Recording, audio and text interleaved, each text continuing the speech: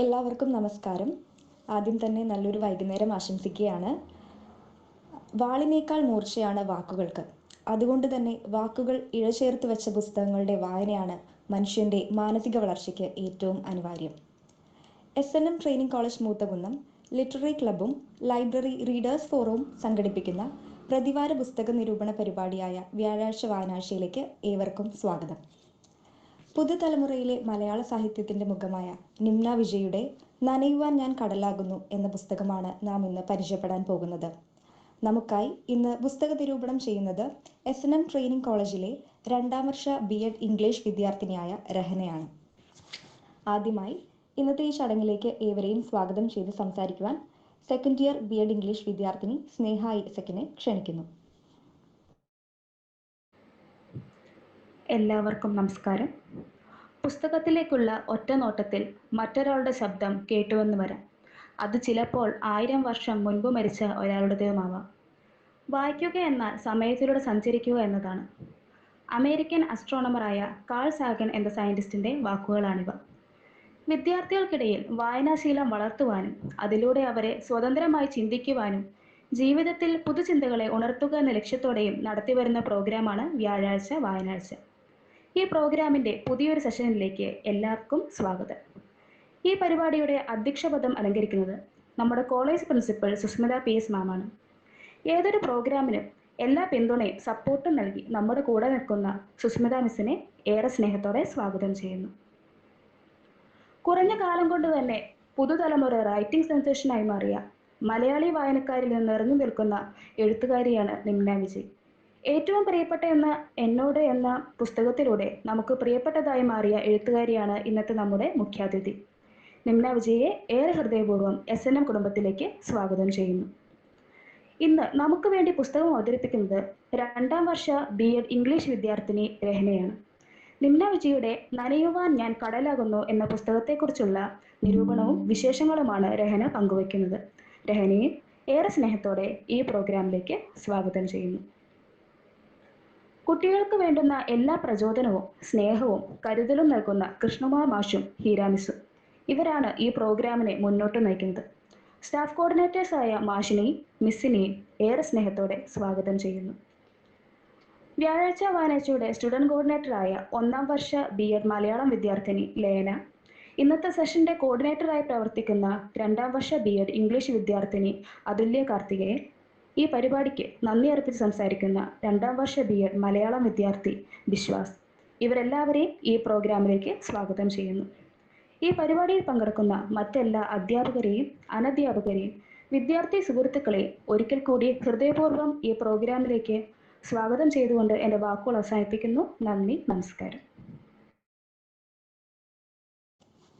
നന്ദി സ്നേഹ. പുസ്തകത്താളുകളിൽ തൊട്ട് തലോടിയുള്ള വായനയുടെ കാലഘട്ടത്തിൽ നിന്നും ഓഡിയോ ബുക്സിലേക്കും ഡിജിറ്റൽ ബുക്സിലേക്കും സാമൂഹ്യ മാധ്യമങ്ങളിലെ ലോകത്തിലൂടെ വായന വളർന്നുകൊണ്ടിരിക്കുന്ന ഈ പുതുതലമുറയിലെ വായനക്കാരുടെ ഇടയിൽ വളരെ ചുരുങ്ങിയ നാളുകൾ കൊണ്ട് സുപരിചിതമായൊരു പേരാണ് നിമ്ന വിജയ്.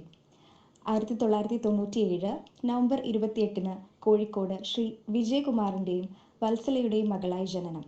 കാലിക്കറ്റ് യൂണിവേഴ്സിറ്റിയിൽ നിന്ന് ജേർണലിസത്തിൽ ബിരുദം നേടുകയും ഹൈദരാബാദിൽ ബിസിനസ് ജേർണലിസ്റ്റായി കരിയർ ആരംഭിക്കുകയും ചെയ്തു. പിന്നീട് മുംബൈയിൽ കണ്ടന്റ് ഓപ്പറേറ്ററായും ജോലി ചെയ്തു. ഇപ്പോൾ ബാംഗ്ലൂരിലെ ഒരു മീഡിയ സ്ഥാപനത്തിൽ സീനിയർ അസോസിയേറ്റായി വർക്ക് ചെയ്യുകയാണ് മാം. നനയുവാൻ ഞാൻ കടലാകുന്നു, ഏറ്റവും പ്രിയപ്പെട്ട എന്നോട് എന്നിവ പ്രധാന കൃതികളാണ്. ഏറ്റവും പ്രിയപ്പെട്ട എന്നോട് എന്ന പുസ്തകത്തെപ്പറ്റി കേൾക്കാത്തവർ വിരളമായിരിക്കും. മലയാള സാഹിത്യ ലോകത്തിലെ പുത്തൻ വാഗ്ദാനമായ നിമ്ന വിജയ് ഇന്ന് നമ്മോടൊപ്പം എത്തിച്ചേർന്നിട്ടുണ്ട്. ഇന്നത്തെ ദിവസം നമ്മുടെ വ്യാഴാഴ്ച വായനാഴ്ച പരിപാടിയിൽ മാമിനെ കിട്ടിയത് മാമിൻ്റെ തന്നെ ഒരു പുസ്തകം തിരഞ്ഞെടുക്കപ്പെട്ടതിൽ വളരെ സുന്ദരമായിട്ടുള്ളൊരു ആകസ്മികതയുണ്ട്. അതെന്താന്ന് വെച്ചാൽ ഇന്ന് നിമ്ന വിജയ് മാമിൻ്റെ ജന്മദിനമാണ്. മാമിനോടുള്ള ഞങ്ങൾ SNM ട്രെയിനിങ് കോളേജിൻ്റെ സ്നേഹവും ആശംസയും എല്ലാം പങ്കുവയ്ക്കുന്നതിനായി ആശംസ അറിയിക്കുന്നതിനായി നമ്മുടെ പ്രിയങ്കരിയായ പ്രിൻസിപ്പൽ ഡോക്ടർ PS സുസ്മിത മാമിനെ ക്ഷണിക്കുകയാണ്.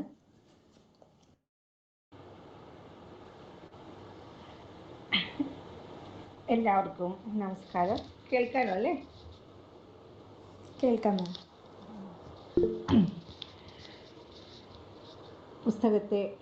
പുസ്തകങ്ങളെ ഇഷ്ടപ്പെടുന്ന ഒരു കൂട്ടായ്മയാണ് എല്ലാ വ്യാഴാഴ്ചയും നമ്മളുടെ കോളേജിൽ വ്യാഴാഴ്ച എന്ന പേരിൽ മുടങ്ങാതെ ഇങ്ങനെ നടന്നു പോകുന്നത്. ഇന്ന് വളരെ സന്തോഷം തോന്നിയൊരു ദിവസമാണ്. ഇന്നത്തെ പുസ്തക നിരൂപണം 26 വയസ്സിൽ ബെസ്റ്റ് സെല്ലറായി മാറിയ ഒരു എഴുത്തുകാരി തൻ്റെ പ്രസിദ്ധീകരിച്ച 2 പുസ്തകങ്ങളിലൂടെ സാഹിത്യ ലോകത്ത് കീഴടക്കിയ ഒരു എഴുത്തുകാരി. ആ എഴുത്തുകാരിയുടെ ജന്മദിനമായ ആ സവിശേഷ ദിനത്തിൽ തന്നെ ആ എഴുത്തുകാരിയുടെ പുസ്തകം നമ്മൾ നിരൂപണത്തിനായി തിരഞ്ഞെടുത്തിരിക്കുകയാണ്. അതും വളരെയധികം സന്തോഷം നൽകുന്നു. ഈ അവസരത്തിൽ നിന്നയെ ജന്മദിന ആശംസകൾ അറിയിക്കുകയാണ്. SNM ട്രെയിനിങ് കോളേജിൻ്റെ സ്നേഹവും എല്ലാ കുട്ടികളുടെയും അധ്യാപകരുടെയും എല്ലാം നിറഞ്ഞ സ്നേഹം ഈ ജന്മദിനത്തിൽ അറിയിക്കുകയാണ്. ഇനിയും നല്ല നല്ല പുസ്തകങ്ങൾ നിന്നയുടെ തുമ്പിൽ നിന്നും വായനക്കാർക്ക് വായിക്കാനിടയാകട്ടെ. ധാരാളം പുസ്തകങ്ങൾ ഇറങ്ങട്ടെ. വീണ്ടും പ്രശസ്തി ആർജിക്കട്ടെ എന്ന് ആശംസിക്കുന്നു. എല്ലാവിധ ആയുരാരോഗ്യ സൗഖ്യവും നിന്നയ്ക്ക് നേരുകയാണ്. നമ്മുടെ കോളേജിൽ പങ്കെടുത്ത് പോകുന്ന എല്ലാവർക്കും നല്ല ഉയർച്ച എപ്പോഴും കാണാറുണ്ട്. ഇനിയും ഉയരങ്ങളിലേക്ക് നിന്ന് തീർച്ചയായും എത്തും എന്ന് തന്നെ ഞാൻ പറയുകയാണ്. നല്ല ഒരു വർഷം വളരെ സന്തോഷപ്രദവും സമാധാനവും സന്തോഷവും ഒക്കെ നിറഞ്ഞതാകട്ടെ നിന്നയ്ക്ക് എന്ന് ആശംസിക്കുന്നു. ഇന്നത്തെ പുസ്തക നിരൂപണം കാതോർക്കുകയാണ്. നിന്നയുടെ പുസ്തകത്തെ നിരൂപണം ചെയ്യുന്ന രചനയ്ക്കും എല്ലാവിധ ആശംസകളും. ഇതിൻ്റെ പുറകിൽ പ്രവർത്തിക്കുന്ന ലിറ്റററി ക്ലബിനും റീഡേഴ്സ് ഫോറമിനും കൃഷ്ണകുമാർ മാഷിനും പീര ടീച്ചർക്കും മറ്റ് അധ്യാപകർക്കും കുട്ടികൾക്കും കേൾവിക്കാരായി എത്തിച്ചേർത്തിട്ടുള്ള പുസ്തകത്തെ ഇഷ്ടപ്പെടുന്ന ധാരാളം ആളുകൾ ഈ പ്രോഗ്രാമിൽ പങ്കെടുക്കുന്നുണ്ട്. ഇവിടെ എല്ലാവർക്കും നല്ലൊരു ദിനം ആശംസിച്ചുകൊണ്ട് നിർത്തട്ടെ. നന്ദി.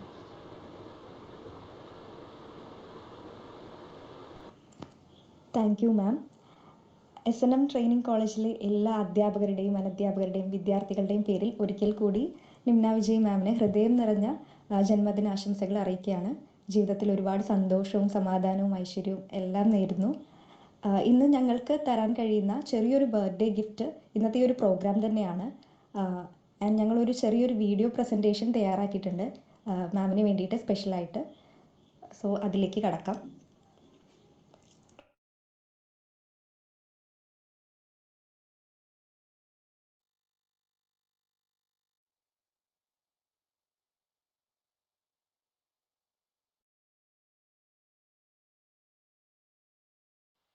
വോളിയം കേൾക്കില്ല കേട്ടോ. മൈക്ക് അൺമ്യൂട്ട് ചെയ്യും.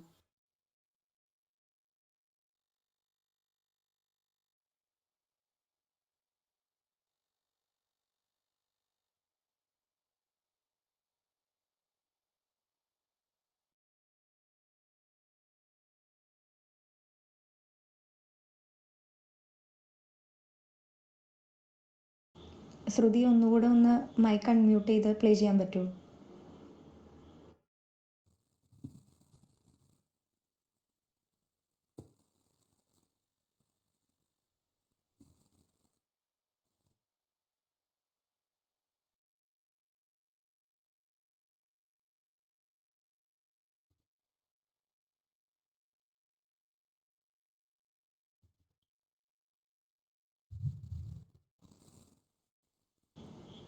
താങ്ക് യു ശ്രുതി. ചില സാങ്കേതിക തകരാറുകൾ മൂലം നമുക്ക് ഓഡിയോ കട്ടായി പോയിട്ടുണ്ട്. ഒരിക്കൽ കൂടി മാമിന് നന്ദി കൂടെ അറിയിക്കുകയാണ്. കാരണം ഇന്നത്തെ ഒരു സ്പെഷ്യൽ മൊമെൻറ്റിൽ മാം ഞങ്ങൾക്ക് വേണ്ടി കുറച്ച് സമയം കണ്ടെത്തിയതിനും ഇന്നത്തെ പ്രോഗ്രാമിൽ മാം പങ്കെടുക്കുന്നതിൽ ഞങ്ങൾക്ക് എല്ലാവർക്കും ഒത്തിരി സന്തോഷമുണ്ട്. ഇനി നമുക്ക് പുസ്തക നിരൂപണത്തിലേക്ക് കടക്കാം. വായന ഒരു യാത്രയാണ്. ഓരോ വാക്കും പുതിയ വഴികളിലേക്ക് നയിക്കുന്ന ഒരു സഞ്ചാരം.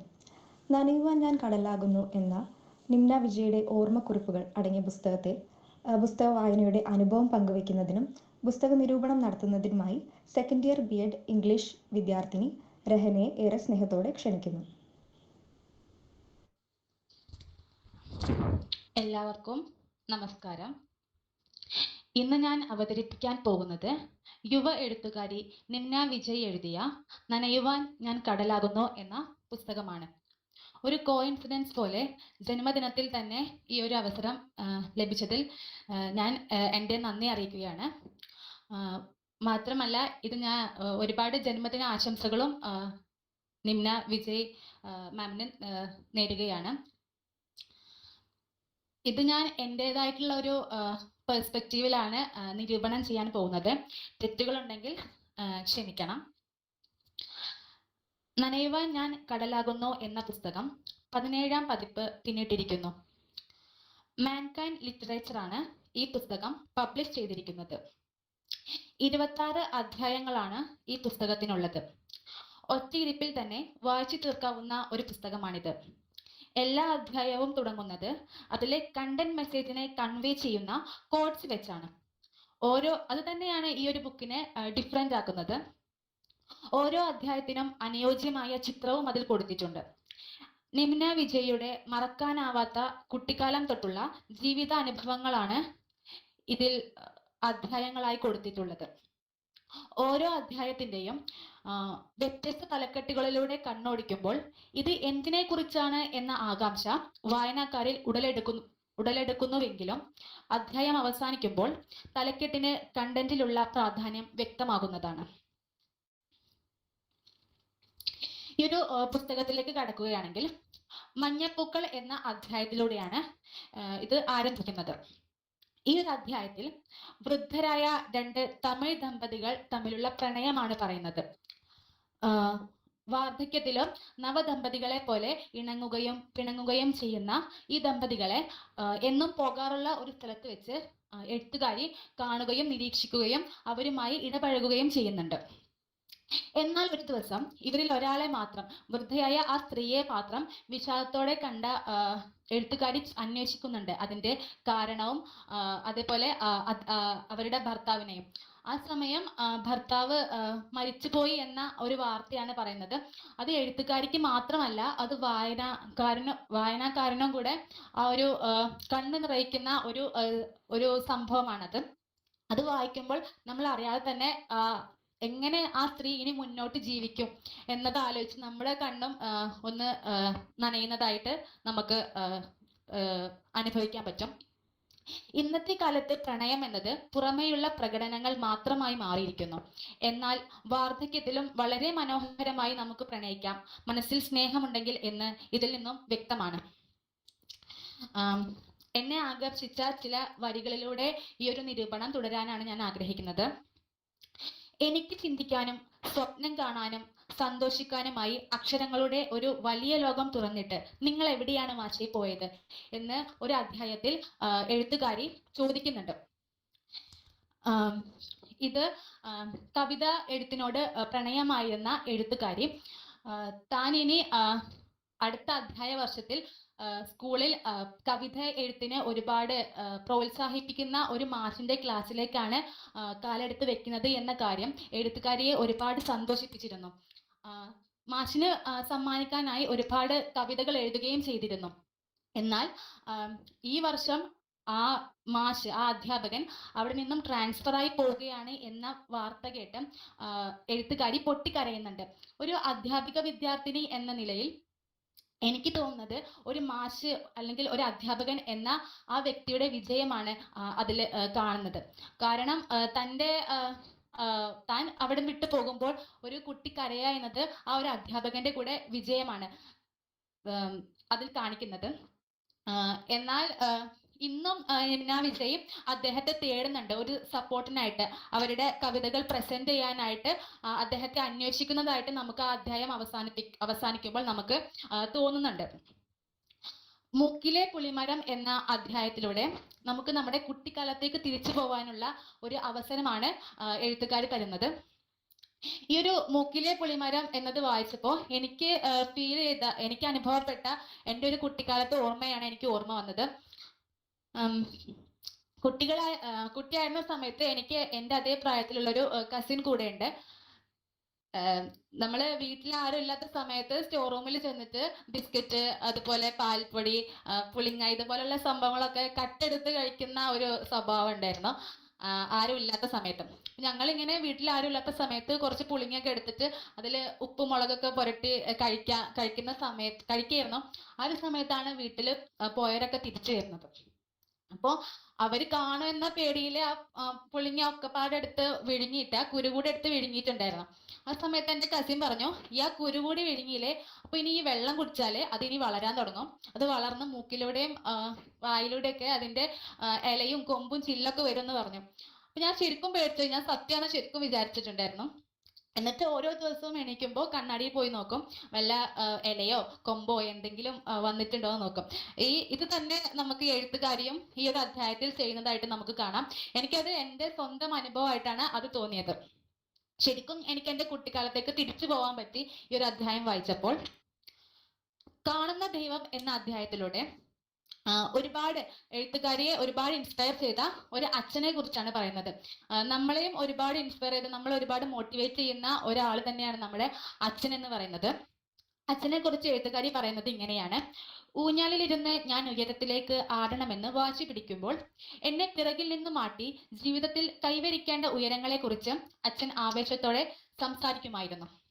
ഈ അച്ഛന്റെ സവിശേഷതകളും എഴുത്തുകാരി ഈ ഒരു അധ്യായത്തിൽ പറയുന്നുണ്ട്. സാധാരണ നമ്മള് വെറുതെ ഒരു ഭാര്യ എന്നുള്ള മൂവിയിലൊക്കെ നമ്മൾ കണ്ടിട്ടുണ്ട്. അതിൽ ജയറാം എന്ന ക്യാരക്ടർ സിറ്റ് ഔട്ടിൽ ഇരുന്ന് രാവിലെ പത്രം വായിച്ചുകൊണ്ട് ചായക്കായി അടുക്കളയിലേക്ക് നീട്ടി വിളിക്കുന്ന ഒരു അച്ഛനെ നമുക്ക് അവിടെ കാണാൻ പറ്റും. അങ്ങനെ ഒരു പ്രവണത എൻ്റെ അച്ഛനിൽ ഞാൻ ഇതുവരെ കണ്ടിട്ടില്ല എന്ന് ഈ എഴുത്തുകാരി വ്യക്തമായിട്ട് പറയുന്നുണ്ട്. മാത്രമല്ല സ്പോർട്സിൽ ഒത്തിരി ആഗ്രഹവും ഇഷ്ടവും, സ്പോർട്സിനോട് ഒരുപാട് ഇഷ്ടം ഉണ്ടായിരുന്ന ആളായിരുന്നു അച്ഛൻ. പക്ഷേ സാഹചര്യ സമ്മർദ്ദം മൂലം അതിലധികവും അത് വെച്ച് മുന്നോട്ട് പോകാൻ പറ്റിയില്ല. എന്നാൽ തൻ്റെ മകൾക്ക് ഒരു സ്പോർട്സ് സ്കൂളിൽ അഡ്മിഷൻ കിട്ടിയപ്പോൾ അത് തന്നെ നീ ചെയ്യണം, നീ സ്പോർട്സിന് തന്നെ പോകണം എന്ന് പറഞ്ഞ് വാശി പിടിക്കാതെ എഴുത്തുകാരിയുടെ ഇഷ്ടത്തിന് അത് വിട്ടിട്ടുണ്ടായിരുന്നു. ചില പാരൻസിനൊക്കെ നമുക്ക് കാണാൻ പറ്റും, അവർക്ക് എന്താണോ ആവാൻ സാധിക്കാത്തത് അത് മക്കളുടെ മേൽ അടിച്ചേൽപ്പിക്കുന്ന പാരൻസിനെ നമ്മൾ കണ്ടിട്ടുണ്ട്. പക്ഷെ അതിൽ നിന്നൊക്കെ വളരെ വ്യത്യസ്തമായിട്ടാണ് ഇവിടെ എഴുത്തുകാരിയുടെ അച്ഛനെ നമുക്ക് കാണാൻ പറ്റുന്നത്. ഈ അച്ഛൻ പറഞ്ഞ ഒരു വാക്ക് അത് എന്നെ പേഴ്സണലി എനിക്ക് ഒരുപാട് ഇൻസ്പിറേഷനും ഒരുപാട് ഒരു കുളിരി കയറി എന്നൊക്കെ പറയില്ലേ, അതുപോലെ എനിക്ക് തോന്നിയ ഒരു വരിയുണ്ട്: നീ ഇവിടെ ജയിക്കണമെന്ന് എനിക്ക് വാശിയില്ല, പക്ഷേ ആ വേദിയിൽ നീ കയറി നിൽക്കണം എന്നത് എനിക്ക് നിർബന്ധമാണ്. ശരിക്കും ഇതൊരു കോമ്പറ്റീഷൻ, ഒരു പോം റൈറ്റിംഗ് കോമ്പറ്റീഷനിൽ പങ്കെടുക്കാൻ എഴുത്തുകാരി ഒരു വിസമ്മതം പ്രകടിപ്പിച്ചപ്പോൾ അച്ഛൻ പറഞ്ഞ വാക്കുകളാണ്. ഇത് കേട്ട് എഴുത്തുകാരി അതിൽ പങ്കെടുക്കുകയും അതിൽ പ്രൈസ് വാങ്ങുകയും ചെയ്യുന്നുണ്ട്.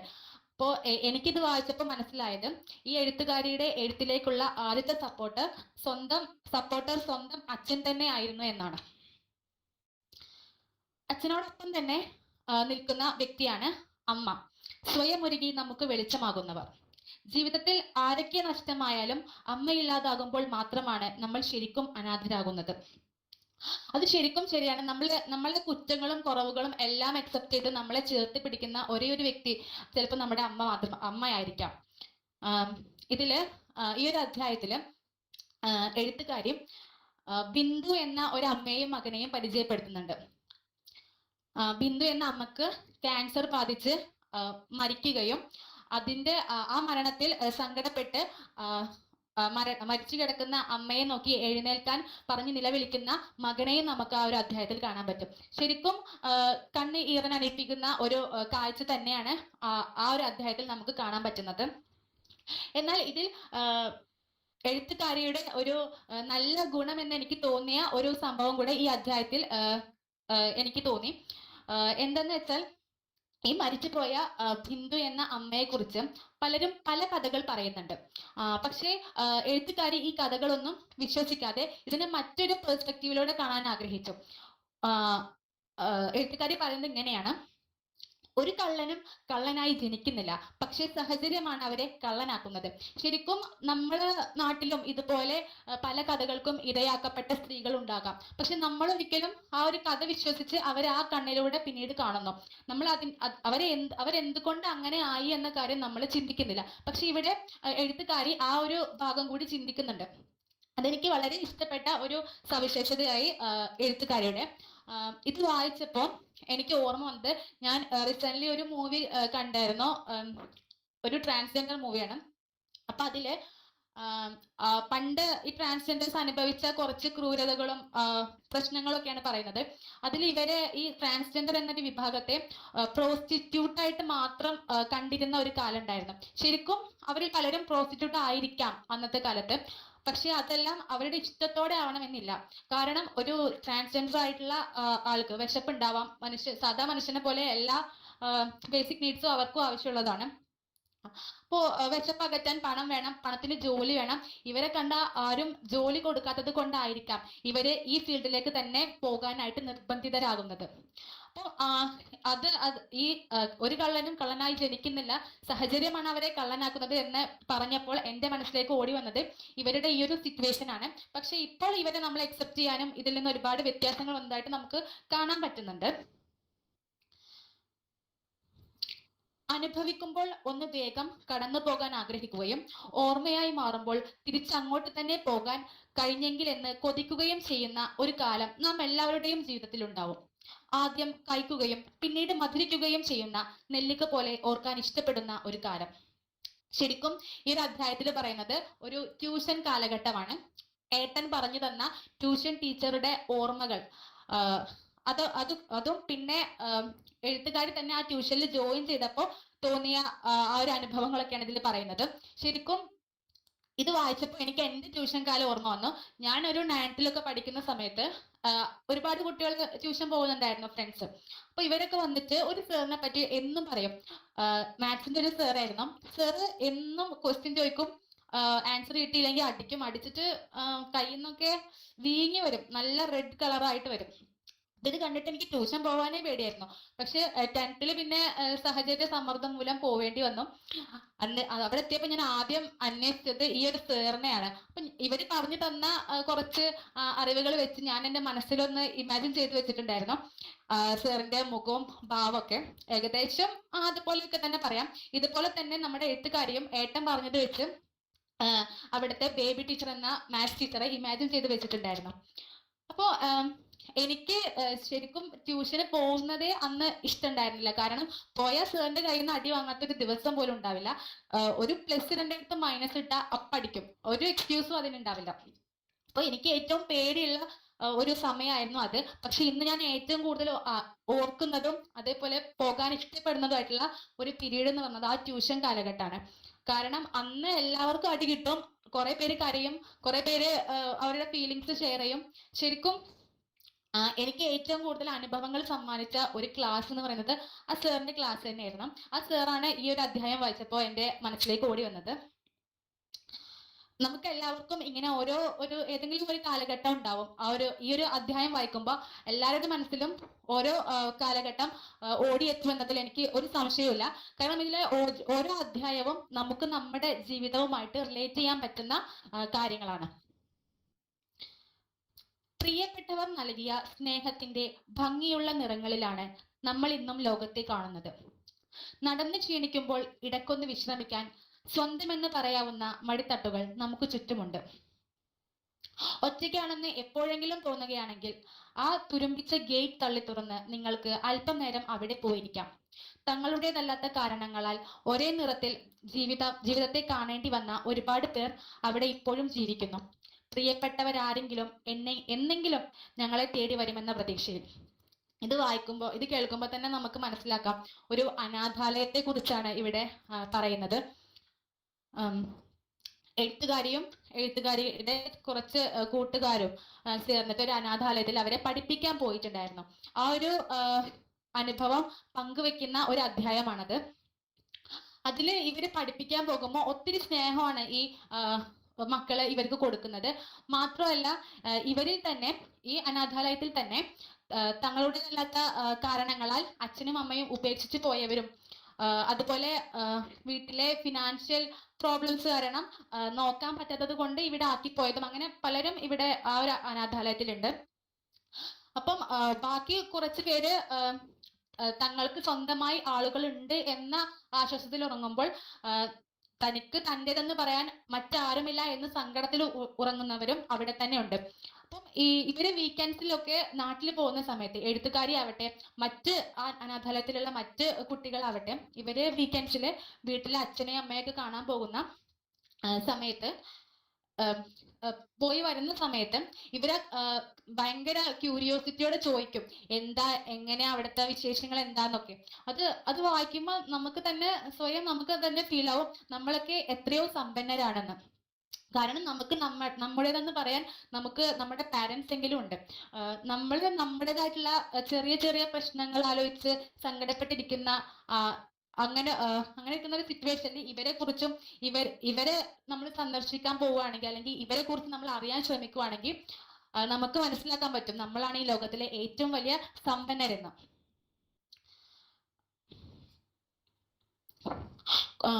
അടുത്തൊരു അധ്യായം ഒരു വ്യത്യസ്തമായ ഒരു തലക്കെട്ട് കൊണ്ട് തുടങ്ങുന്ന ഒന്നാണ്. കുക്കുടു കുടുകുടു എന്നാണ് ഈ ഒരു തലക്കെട്ട്. ശരിക്കും ഇത് വായിച്ചപ്പോൾ ഞാൻ കുക്കുടു കുടുകുടു എന്താ ഇത്, എനിക്കൊരു ഐഡിയ കിട്ടിയിട്ടുണ്ടായിരുന്നില്ല. പക്ഷെ നമ്മളൊക്കെ നമ്മുടെ ഫ്രണ്ട്സിനെ ഓമനപ്പേര് വിളിച്ചും ഇരട്ടപ്പേര് വിളിച്ചൊക്കെ പറയാറുണ്ട്, വിളിക്കാറുണ്ട്. അങ്ങനെ എഴുത്തുകാരിയുടെ ഒരു പ്രിയപ്പെട്ട കൂട്ടുകാരിയായിരുന്നു കുക്കുടു കുടുകുടു എന്ന ഇരട്ടപ്പേരിൽ വിളിച്ചിരുന്ന ഒരു കൂട്ടുകാരി. ഈ കൂട്ടുകാരിയില് ശരിക്കും എനിക്ക് ഇഷ്ടപ്പെട്ട ഒരു സവിശേഷത ഉണ്ട് ഈ ഒരു കൂട്ടുകാരിയില്. ഇവരുടെ ഒരു ഫാമിലി എന്ന് പറയുകയാണെന്നുണ്ടെങ്കിൽ റോഡ് പണിക്ക് പോയി, അമ്മ റോഡ് പണിക്ക് പോയി ആണ് ഈ ഒരു കുടുംബം മുന്നോട്ട് കൊണ്ടുപോകുന്നത്. അപ്പോ എഴുത്തുകാരി എന്നും സ്കൂളിൽ പോകുന്നത് ഈ കൂട്ടുകാരിയുടെ കൂടെയാണ്. അപ്പൊ ആദ്യം ഈ കൂട്ടുകാരിയുടെ വീട്ടിൽ പോകും.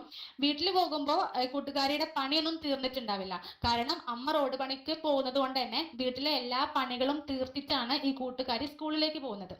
അപ്പോ ഇവിടെ എഴുത്തുകാരി ചോദിക്കുന്നുണ്ട്, എന്തിനാണ് അമ്മ ചെയ്യൂല, പിന്നെ എന്തിനാണ് ഈ പണിയൊക്കെ എടുക്കുന്നതെന്ന് ചോദിക്കുന്നുണ്ട്. അപ്പം ആ കൂട്ടുകാരി കൊടുത്ത ആ ഒരു മറുപടിയാണ് എന്നെ ഒരുപാട് ആകർഷിച്ചത്. എൻ്റെ അമ്മ റോഡ് പണിക്ക് പോയി ക്ഷീണിച്ചിട്ടാവും വീട്ടിൽ വരുന്നത്. ആ സമയം അമ്മക്ക്, ഞാൻ ഈ പണിയൊക്കെ എടുത്തു കഴിഞ്ഞാൽ അമ്മക്ക് ആ സമയം വിശ്രമിക്കാലോ എന്നാണ് ആ ഒരു കൂട്ടുകാരി പറയുന്നത്. ശരിക്കും ആ ഒരു ചെറിയ പ്രായത്തിൽ ഇത്രയും ചിന്തിക്കാനുള്ള ഒരു കഴിവ് ആ കൂട്ടുകാരിക്ക് ഉണ്ട് എന്നത് അതിൽ നിന്നും വ്യക്തമാണ്. മാത്രമല്ല ഒരു മറ്റുള്ളവരെ മനസ്സിലാക്കാനും അവരെ സഹായിക്കാനുള്ള ഒരു മനസ്സ് ഈ കൂട്ടുകാരിക്കുണ്ട്. സ്കൂൾ എത്തുന്നവരെ വാചാലയായിരുന്ന ഈ കൂട്ടുകാരിയെ പിന്നീട് മൗനമായിട്ടാണ് കാണുന്നത്. പിന്നീട് ഈ എഴുത്തുകാരി പറയുന്നുണ്ട്, ഇവരുടെ അമ്മ മരിക്കുന്നുണ്ട്, ഈ കൂട്ടുകാരിയുടെ അമ്മ മരിക്കുന്നുണ്ട്, കല്യാണം കഴിപ്പിച്ച് വേറെ വിടുന്നുണ്ട്. അതിനുശേഷം ഒരിക്കൽ കണ്ടപ്പോൾ വാചാലയായിരുന്ന അവർക്കിടയിൽ മൗനം താളം കെട്ടി നിൽക്കുന്നതായിട്ട്. അതായത് വെറും ഒരു പുഞ്ചിരിയോട് കൂടി മാത്രം അവർ സംസാരിക്കുന്നു. നമുക്കും നമ്മുടെ ഒരുപാട് കൂട്ടുകാരുണ്ടാവും ഇതുപോലെ. ഇത് വായിക്കുമ്പോൾ നമ്മുടെ ഓർമ്മയിലേക്ക് വരുന്ന ഒരു കൂട്ടുകാരെങ്കിലും നമുക്കുണ്ടാവും. പണ്ട് ഒരുപാട് വാചാലയായി ഇപ്പോ നമുക്കൊന്ന് പുഞ്ചിരിയോടെ അല്ലാതെ നമുക്ക് സംസാരിക്കാൻ പറ്റാത്ത കൂട്ടുകാരെ. ഒരു പക്ഷെ നമ്മൾ സംസാരിച്ചാൽ അത് നമുക്കോ അല്ലെങ്കിൽ അത് കേൾക്കുന്ന അവർക്കോ സങ്കടമാകുമെന്ന് നമുക്ക് തോന്നുന്നത് കൊണ്ടാവാം നമ്മൾ ഒരു പുഞ്ചിരിയിൽ മാത്രം ആ ഒരു സംഭാഷണം ഒതുക്കുന്നത്.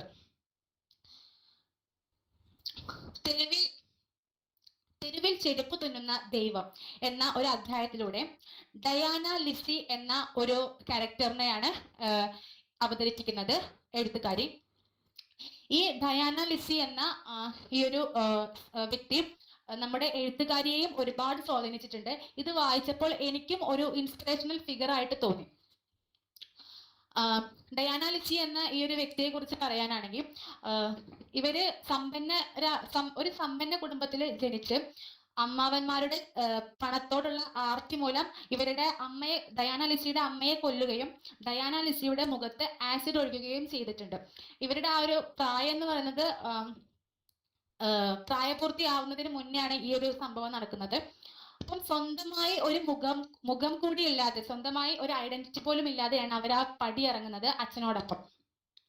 അച്ഛനാണെങ്കിൽ ഒരു തമിഴ് സ്ത്രീയോടൊപ്പം പിന്നീട് നാട് വിടുകയും ചെയ്യുന്നുണ്ട്.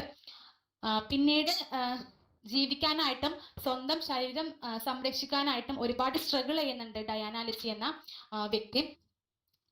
ഇവര് ചെരുപ്പ് കുത്തിയിട്ടാണ് അവര് ജീവിതമാർഗം, കുത്തിയിട്ടുള്ള അങ്ങനെയാണ് അവര് ജീവിതമാർഗം കണ്ടെത്തിയിരുന്നത്. മാത്രമല്ല രാത്രി മറ്റുള്ളവരിൽ നിന്നും സ്വന്തം ശരീരത്തെ സംരക്ഷിക്കാനായി ആ തുന്നുന്ന സൂചി മാറിൽ വെച്ചിട്ടാണ് ഇവര് കിടന്നുറങ്ങിയിരുന്നത്.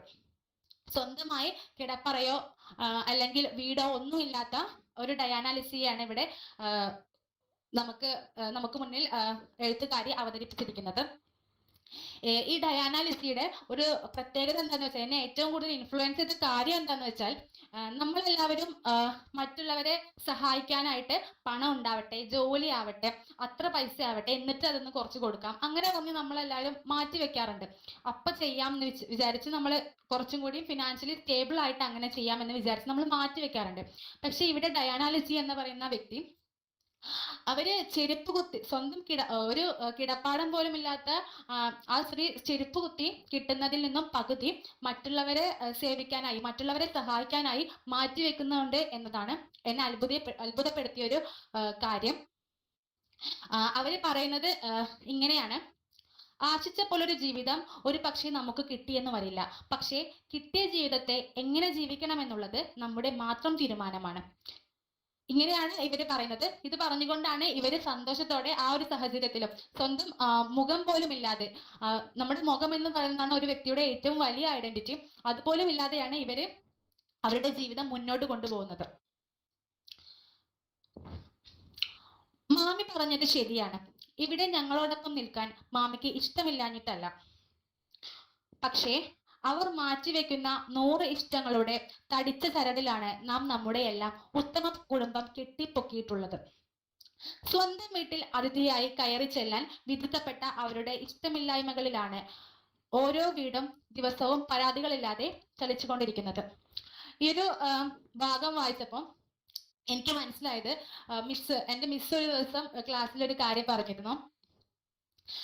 സ്വന്തമായി വീടില്ലാത്തവരാണ് സ്ത്രീകൾ എന്ന്. ശരിക്കും മിസ് പറഞ്ഞപ്പോഴും ഇത് വായിച്ചപ്പോഴും എനിക്ക് അത് തോന്നി. കാരണം ജനിച്ചത് തൊട്ട് മറ്റൊരു വീട്ടിലേക്ക് പോവേണ്ടവളാണ് എന്ന നിലയിലാണ് നമ്മളെ വളർത്തിക്കൊണ്ടുവരുന്നത്.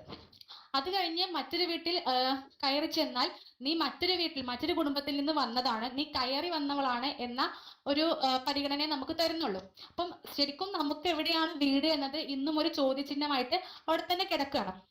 അതുകൊണ്ട് തന്നെയാണ് സ്ത്രീകൾക്ക് പല സമയത്തും പല അവസരങ്ങളിലും സ്ത്രീ സ്വന്തം ഇഷ്ടങ്ങൾ, കുടുംബം നന്നായിട്ട് പോകാനായിട്ട് സ്ത്രീ മാത്രം സ്വന്തം ഇഷ്ടങ്ങളെ ത്യജിക്കാൻ നിർബന്ധിതയാകുന്നത്. എനിക്കൊരു ഫ്രണ്ടിന് ഇത് വായിച്ചപ്പോൾ എനിക്ക് എൻ്റെ ഒരു ഫ്രണ്ടിന്റെ മുഖമാണ് എൻ്റെ മനസ്സിലേക്ക് ഓടി വന്നത്. ഇവളെന്ന് പറഞ്ഞാൽ ഭയങ്കര അംബിഷ്യസ് ആയിട്ടുള്ള ഒരു കുട്ടിയായിരുന്നു. നന്നായിട്ട് പഠിക്കും, എല്ലാ വിഷയത്തിലും നല്ല മാർക്ക് സ്കോർ ചെയ്തിരുന്ന കുട്ടിയായിരുന്നു. പക്ഷേ 18 വയസ്സ് കഴിഞ്ഞപ്പോൾ വീട്ടിലെ സമ്മർദ്ദം കൊണ്ട്, വീട്ടിലെ അവളുടെ വയസ്സായിട്ടുള്ള ഒരു ആ ഉമ്മമ്മന്റെ ഒരു സമ്മർദ്ദം കൊണ്ട് ഇവൾക്ക് കല്യാണം കഴിക്കേണ്ടി വന്നു. ഇവൾക്ക് ഒരുപാട് കൗൺസിലിങ്ങിനൊക്കെ ശേഷമാണ് ഇവളെ കല്യാണം എന്നൊരു കോൺസെപ്റ്റ് ഇവൾ അക്സെപ്റ്റ് ചെയ്തത്. അതുവരെ ഇവൾ അതിനെ കുറിച്ച് ചിന്തിച്ചിട്ടേ ഇല്ല. അങ്ങനെ ഇവൾ കല്യാണം കഴിഞ്ഞു. പക്ഷെ പഠിപ്പിക്കാം എന്ന കാര്യം എന്ന് വാക്ക് കൊടുത്തിട്ടാണ് കല്യാണം കഴിഞ്ഞത്. പക്ഷെ പഠിക്കാനുള്ളൊരു സാഹചര്യം ഇവൾക്ക് കിട്ടിയില്ല. ഇപ്പോ ഇവളുടെ ആ ഒരു ഡ്രീം, അന്ന് ഇവൾക്ക് പഠനം എന്ന് പറഞ്ഞാൽ അത്രയും ഇഷ്ടമാണെന്ന് നമുക്ക് എല്ലാവർക്കും അറിയാവുന്ന ഒരു കാര്യമായിരുന്നു. പക്ഷെ ഇപ്പൊ അവളുടെ ആ ഡ്രീം സാക്രിഫൈസ് ചെയ്തുകൊണ്ടാണ് ഇപ്പോൾ ആ ഒരു കുടുംബം മുന്നോട്ട് പോകുന്നത്. അവളുടെ ഡ്രീമിന് പിന്നാലെ ഓടിയിരുന്നെങ്കിൽ ഇന്ന് ആ കുടുംബം മുന്നോട്ട് പോകുന്നില്ല. ഇവിടെ അവളുടെ ഇഷ്ടം സ്വയം ത്യജിച്ചിരിക്കുകയാണ് ആ ഒരു കുടുംബ ബന്ധം നിലനിർത്താൻ വേണ്ടിയിട്ട്. അതാണ് ഈ ഒരു അധ്യായം വായിച്ചപ്പോൾ എനിക്ക് മനസ്സിലായത്. പല സ്ത്രീകളും അങ്ങനെ തന്നെയാണ്. ഇതിൽ അന്ന് എനിക്ക് ഇവളുടെ പാരന്റ്സ് ചെയ്തതോട് ഒട്ടും ഒരു താല്പര്യമുള്ള ഒരു സപ്പോർട്ടും ഉണ്ടായിരുന്നില്ല. അവർക്ക് കൊടുക്കാനുള്ള ഏറ്റവും നല്ല ഒരു സന്ദേശം ഈ ഒരു അധ്യായത്തിലൂടെ നിമ്ന വിജയ് പങ്കുവെച്ചിട്ടുണ്ട്. ഇഷ്ടമുള്ള വിദ്യാഭ്യാസം നൽകുക എന്നതിനപ്പുറം ഒരു പെൺകുട്ടിക്ക് വേണ്ടി മാതാപിതാക്കൾ മറ്റൊന്നും കരുതി വെക്കേണ്ടതില്ല. അതിരുകളില്ലാത്ത ആകാശവും സ്വപ്നങ്ങളുടെ വേലിയേറ്റവുമുള്ള ഒരു പുതിയ ലോകം അതുവഴി അവർ സ്വന്തമായി പടുത്തുയർത്തട്ടെ. ഒരു പെൺകുട്ടിക്ക് കൊടുക്കാൻ പറ്റുന്നതിൽ ഏറ്റവും വലിയ ഒരു കാര്യം എഡ്യൂക്കേഷൻ, അവൾക്ക് സ്വന്തമായിട്ട് നിൽക്കാനുള്ള ഒരു സർട്ടിഫിക്കറ്റ് അവർക്ക് പ്രൊവൈഡ് ചെയ്യുക എന്നത് തന്നെയാണ്.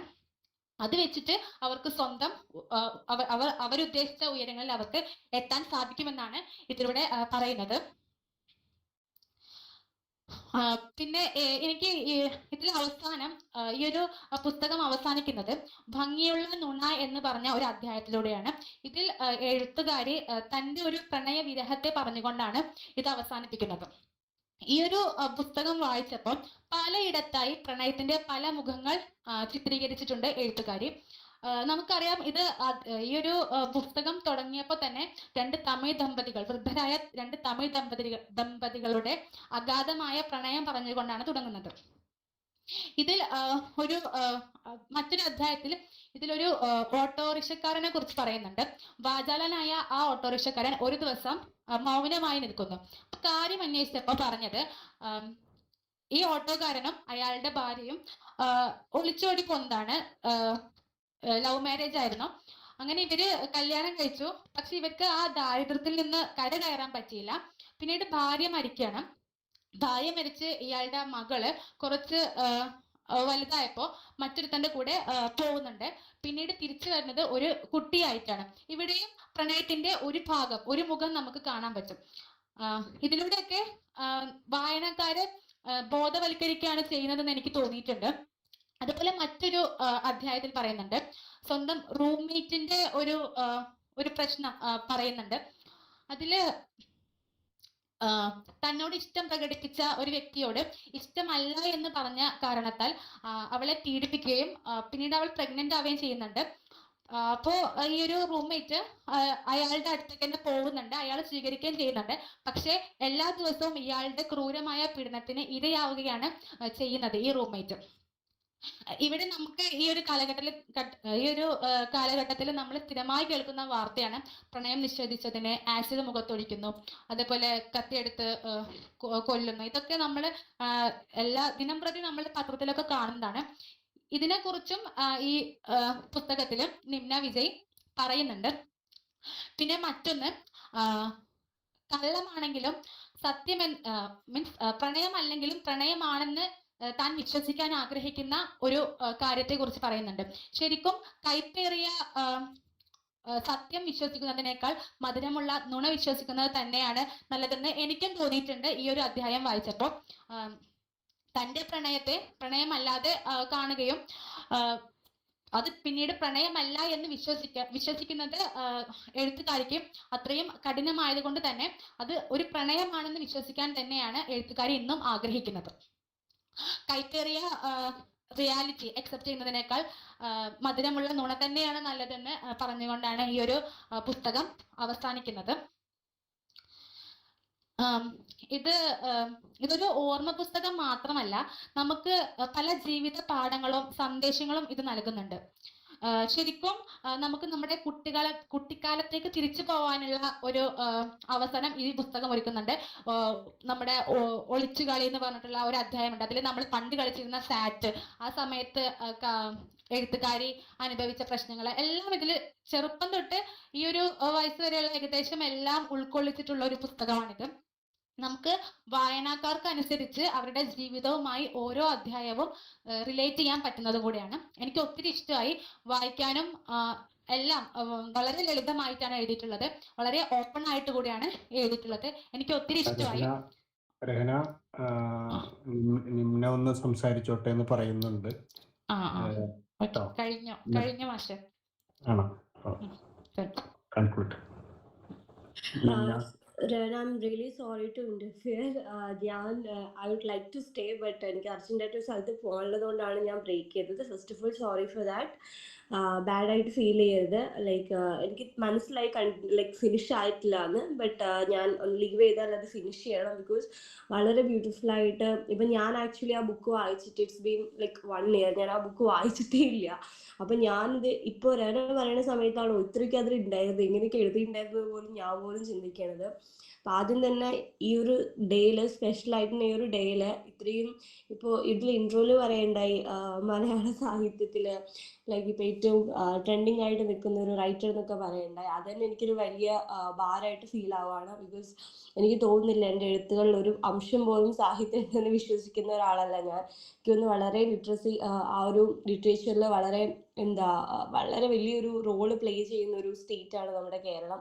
അപ്പൊ അവിടെ എനിക്ക് തോന്നുന്നില്ല അതിൻ്റെ ഒരു അംശത്തിൽ പോലും എത്തുന്ന ഒരാളാണ് ഞാൻ വിശ്വസിക്കുന്നില്ല. എനിക്ക് എന്നെ ഒരു സ്റ്റോറി ടെല്ലറായിട്ട് പറയാനാണ് എനിക്ക് ആഗ്രഹം.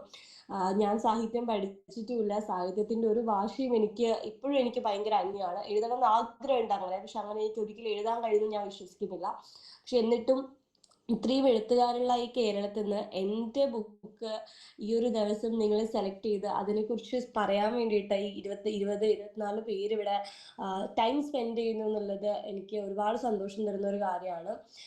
കാരണം ഇപ്പം നമ്മളെല്ലാവരും ഭയങ്കര ബിസിയാണ്. നമുക്ക് എപ്പോഴും നമ്മുടേതായിട്ടുള്ള ഓരോ കാര്യങ്ങളും ആവശ്യങ്ങളും ഉണ്ടാവും. അപ്പം ഇത്ര തിരക്കിൻ്റെ ഇടയിലും ഒരു 5 മിനിറ്റ് ഒരാളൊരു പുസ്തകം വായിക്കുക എന്ന് പറയുന്നത് എനിക്ക് വലിയ കാര്യമായിട്ട് ഞാൻ കാണുന്ന കാര്യമാണ്. ഇപ്പം അത് വായിച്ച് മടക്കി വെച്ച് അവിടെ ഉപേക്ഷിക്കാതെ അതിനെക്കുറിച്ച് സംസാരിക്കാൻ ഒരു ഗ്രൂപ്പ് ഫോം ചെയ്യുന്നു, അവിടെ എല്ലാ വ്യാഴാഴ്ചകളും നിങ്ങൾ അതിനെക്കുറിച്ച് ഡിസ്കസ് ചെയ്യുന്നതൊക്കെ എൻ്റെ ഒരു ഡ്രീമായിട്ട് ഞാൻ കാണുന്നത്. ബിക്കോസ് ഞാൻ പഠിക്കുന്നത്, നിങ്ങൾ ഒരുപാട് ലക്കിയാണെന്ന് എനിക്ക് തോന്നുന്നു. ഞാൻ പഠിക്കുന്ന സമയത്തൊക്കെ ബുക്ക് വായിക്കുക എന്ന് പറയുന്നത് തന്നെ ഭയങ്കര ക്രൈമായിട്ട് കണ്ടുകൊണ്ടിരുന്ന ഒരു കോളേജിലൊക്കെയാണ് ഞാൻ പഠിച്ചിട്ടുള്ളത്. കാരണം ഞാൻ എൻ്റെ കോളേജ് കാലഘട്ടത്തിന് പറയുന്ന സമയത്ത് ഞാൻ പലപ്പോഴും പറഞ്ഞിട്ടൊരു കാര്യമുണ്ട്, ഭയങ്കര ലോൺലി ആയിട്ടുള്ള കോളേജ് ഡേയ്സ് ആയിരുന്നു എൻ്റെത്. അപ്പൊ എനിക്ക് ഫ്രണ്ട്സ് ഇല്ലാത്തത് കൊണ്ടും എനിക്ക് വേറെ ഒന്നും ഇല്ലാത്തത് കൊണ്ടും ഞാൻ ഓപ്റ്റ് ചെയ്തിട്ടുള്ള ഒരു കാര്യമായിരുന്നു വായന. നമ്മള് ലൈബ്രറിയിൽ പോയിരിക്കുമ്പോ അവള് വായിക്കുക എന്നുള്ള രീതിയിൽ എന്താ ഒരു സൈഡായിട്ട് നിർത്തിയിട്ടുള്ള ഒരു കാര്യമായിരുന്നു വായന എന്നുള്ളത്. പക്ഷെ നിങ്ങളുടെ കോളേജിൽ നിങ്ങളുടെ ടീച്ചേഴ്സ് ആണെങ്കിലും നിങ്ങളുടെ ഫ്രണ്ട്സ് ആണെങ്കിലും നിങ്ങൾ എല്ലാവരും അതിന് ഇത്ര ഇമ്പോർട്ടൻ്റ് ആയിട്ടുള്ള ഒരു കാര്യമായിട്ട് കാണുന്നു എന്നുള്ളത് എനിക്ക് ഓക്കെ ഇവിടെ വന്ന് ഈ നിങ്ങളുടെ ഒരു ഏജിൽ വന്നിട്ട് അവിടെ ഇത് ചെയ്യാൻ പറ്റിയിരുന്നെങ്കിൽ എന്ന് ഞാൻ ആഗ്രഹിക്കുകയാണ്. കാരണം ഒരു സമയത്ത് ഞാൻ ഒരുപാട് ആഗ്രഹിച്ചിട്ടുള്ള ഒരു കാര്യമാണ് ഇങ്ങനൊരു കമ്മ്യൂണിറ്റിയിൽ വരണം, അവിടുന്ന് നമുക്ക് കുറെ കാര്യങ്ങൾ ലേൺ ചെയ്യാനുണ്ടാവും, നമുക്ക് ഒരുപാട് ഇഷ്ടമുള്ള ഒരു കാര്യം. പക്ഷെ എൻ്റെ ഒരു കോളേജ് ടൈമിൽ എനിക്കത് ഈ ഒരു അവസരം കിട്ടിയിട്ടേ ഇല്ല. പക്ഷെ ആക്ച്വലി എനിക്ക് തോന്നുന്നു ഇവിടെ ഇരിക്കുന്ന നിങ്ങൾ എല്ലാവരും അതർ വേ ആ കാര്യത്തിൽ വളരെ ബ്ലെസ്ഡ് ആണെന്ന് തോന്നുന്നു. പിന്നെ നനയുവാൻ ഞാൻ കടലാകുന്നു എന്നുള്ള പുസ്തകത്തിനെ കുറിച്ച് ഞാൻ പറഞ്ഞ സമയത്ത് ഒരുപാട് പോസിറ്റീവ്സ് തന്നെയാണ് അതിനെക്കുറിച്ച് പറഞ്ഞിട്ടുള്ളത്. മേ ബി നെഗറ്റീവ്സ് പറയായിരിക്കും, അതിനു മുന്നേ ഞാൻ പോവാണ്. പക്ഷെ എനിക്കറിയാം അതിൽ ഒരുപാട് നെഗറ്റീവ്സ് ഉണ്ട്. കാരണം ഞാൻ വാട്സപ്പിൽ ഒരു തവണ ഇങ്ങനെ ഒരു ബുക്ക് ഡിസ്കഷൻ ഉണ്ട്, എൻ്റെ ബുക്കിൻ്റെ ഡിസ്കഷൻ ഉണ്ട് എന്ന് പറഞ്ഞിട്ട് ഞാൻ ജോയിൻ ചെയ്ത സമയത്ത് അതിലൊരു പയ്യൻ പറഞ്ഞിട്ടുള്ള ഒരു കാര്യം, ഒട്ടും പക്വതയില്ലാത്തൊരു റൈറ്റിംഗ് ആണ് ഈ പുസ്തകത്തിലുള്ളതെന്നാണ് പറഞ്ഞിട്ടുള്ളത്. അപ്പൊ അവനതിനെ വിമർശിച്ച് ഒരുപാട് കാര്യങ്ങൾ പറഞ്ഞു കൂട്ടത്തിൽ ഇത് പറഞ്ഞു. അപ്പൊ ഞാൻ അതിനോട് 100% യോജിക്കുന്ന ഒരാളാണ്. കാരണം ഈ ബുക്ക് എഴുതുമ്പോൾ എനിക്ക് 22 വയസ്സുള്ളൂ. അപ്പൊ 22 വയസ്സുള്ള ഞാൻ കണ്ട ലോകവും അതിലെനിക്ക് ഉപയോഗിക്കാവുന്ന വേർഡ്സ് വെച്ച് മാത്രം ഞാൻ പങ്കുവെച്ചിട്ടുള്ള കുറെ ഇമോഷൻസ് ആണിത്. ഇതിനൊരു വലിയ പുസ്തകമായിട്ട് പോലും ഞാൻ കാണാൻ ആഗ്രഹിക്കുന്നില്ല. അപ്പൊ ഞാൻ അവൻ്റെ അടുത്ത് പറഞ്ഞിട്ടുള്ള കാര്യം ഞാൻ കംപ്ലീറ്റ്ലി ആക്സെപ്റ്റ് ചെയ്യുന്നു ഈ ഒരു കാര്യം. ബിക്കോസ് എനിക്കറിയാം ഇത് അപ് ടു ലെവലായിട്ടുള്ള ഒരു ബുക്കല്ല. ആ സമയത്ത് ഇത് എഴുതുമ്പോൾ എനിക്ക് 22 വയസ്സേ ഉണ്ടായിരുന്നുള്ളൂ എന്ന് ഞാൻ പറയുന്നുണ്ട്. അപ്പൊ എൻ്റെ എഴുത്തിനെ എപ്പോഴും പുതുക്കാൻ ശ്രമിക്കുന്ന ഒരാളാണ് ഞാൻ. എല്ലാ വിമർശനങ്ങളെയും ഹാപ്പി ആയിട്ട് വെൽക്കം ചെയ്യുന്ന ഒരാളാണ്. അപ്പോൾ എങ്കിലും ഈ ഒരു ഏജിൽ ഒരു 27 വയസ്സിൽ ആ ഒരു ഏജിനെ ഒന്നും കൺസിഡർ ചെയ്യാതെ എൻ്റെ പുസ്തകത്തിന് അത്രയും വാല്യൂ ഇമ്പോർട്ടൻസും കൊടുത്ത് നിങ്ങളതിനെ പ്രസന്റ് ചെയ്യുക എന്നുള്ളത് വളരെ വലിയൊരു കാര്യമായിട്ട് കാണുകയാണ്. അപ്പം എല്ലാവരോടും ഒരുപാട് താങ്ക് യു. പിന്നെ എൻ്റെ ബർത്ത്ഡേ വിഷ് ചെയ്തതിലും ഒരുപാട് സന്തോഷം. Thank U.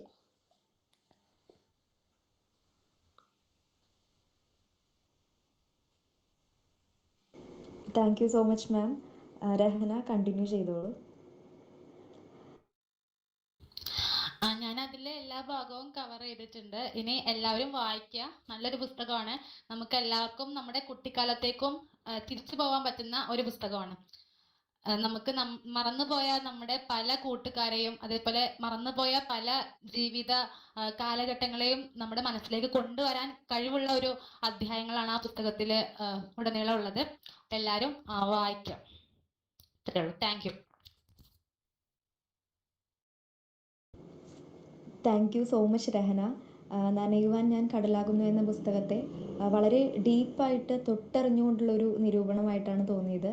പുസ്തകത്തിലെ ഓരോ അധ്യായത്തെക്കുറിച്ചും സംസാരിച്ച് വളരെ സൂക്ഷ്മമായിട്ട് നിരീക്ഷിച്ചുകൊണ്ട് അത് സ്വന്തം ജീവിതാനുഭവങ്ങൾ കൂടി ചേർത്ത് ഉള്ളൊരു അവതരണമായിരുന്നു. കൂടാതെ രഹനയുടെ ഒരു തനതായ ശൈലിയിൽ അവതരിപ്പിച്ചപ്പോൾ ഞങ്ങൾക്ക് എല്ലാവർക്കും വളരെയധികം നന്നായിട്ട് ഇഷ്ടപ്പെട്ടു. ഒരിക്കൽ കൂടി അഭിനന്ദനങ്ങൾ. കൂടാതെ നമ്മോടൊപ്പം എത്തിച്ചേർന്ന നിന്ന വിജയ്, നമ്മുടെ എഴുത്തുകാരി, ഒരുപാട് സംസാരിച്ചു. എഴുത്തുകാരിക്കും ഈ ഒരു അവസരത്തിൽ നന്ദി പറയുകയാണ്. ഇനി നമുക്ക് ഡിസ്കഷനുള്ള സമയമാണ്. എല്ലാവർക്കും അവരവരുടെ അഭിപ്രായങ്ങൾ പങ്കുവയ്ക്കാം. രഹനയോടുള്ള അഭിനന്ദനങ്ങൾ അറിയിക്കാം.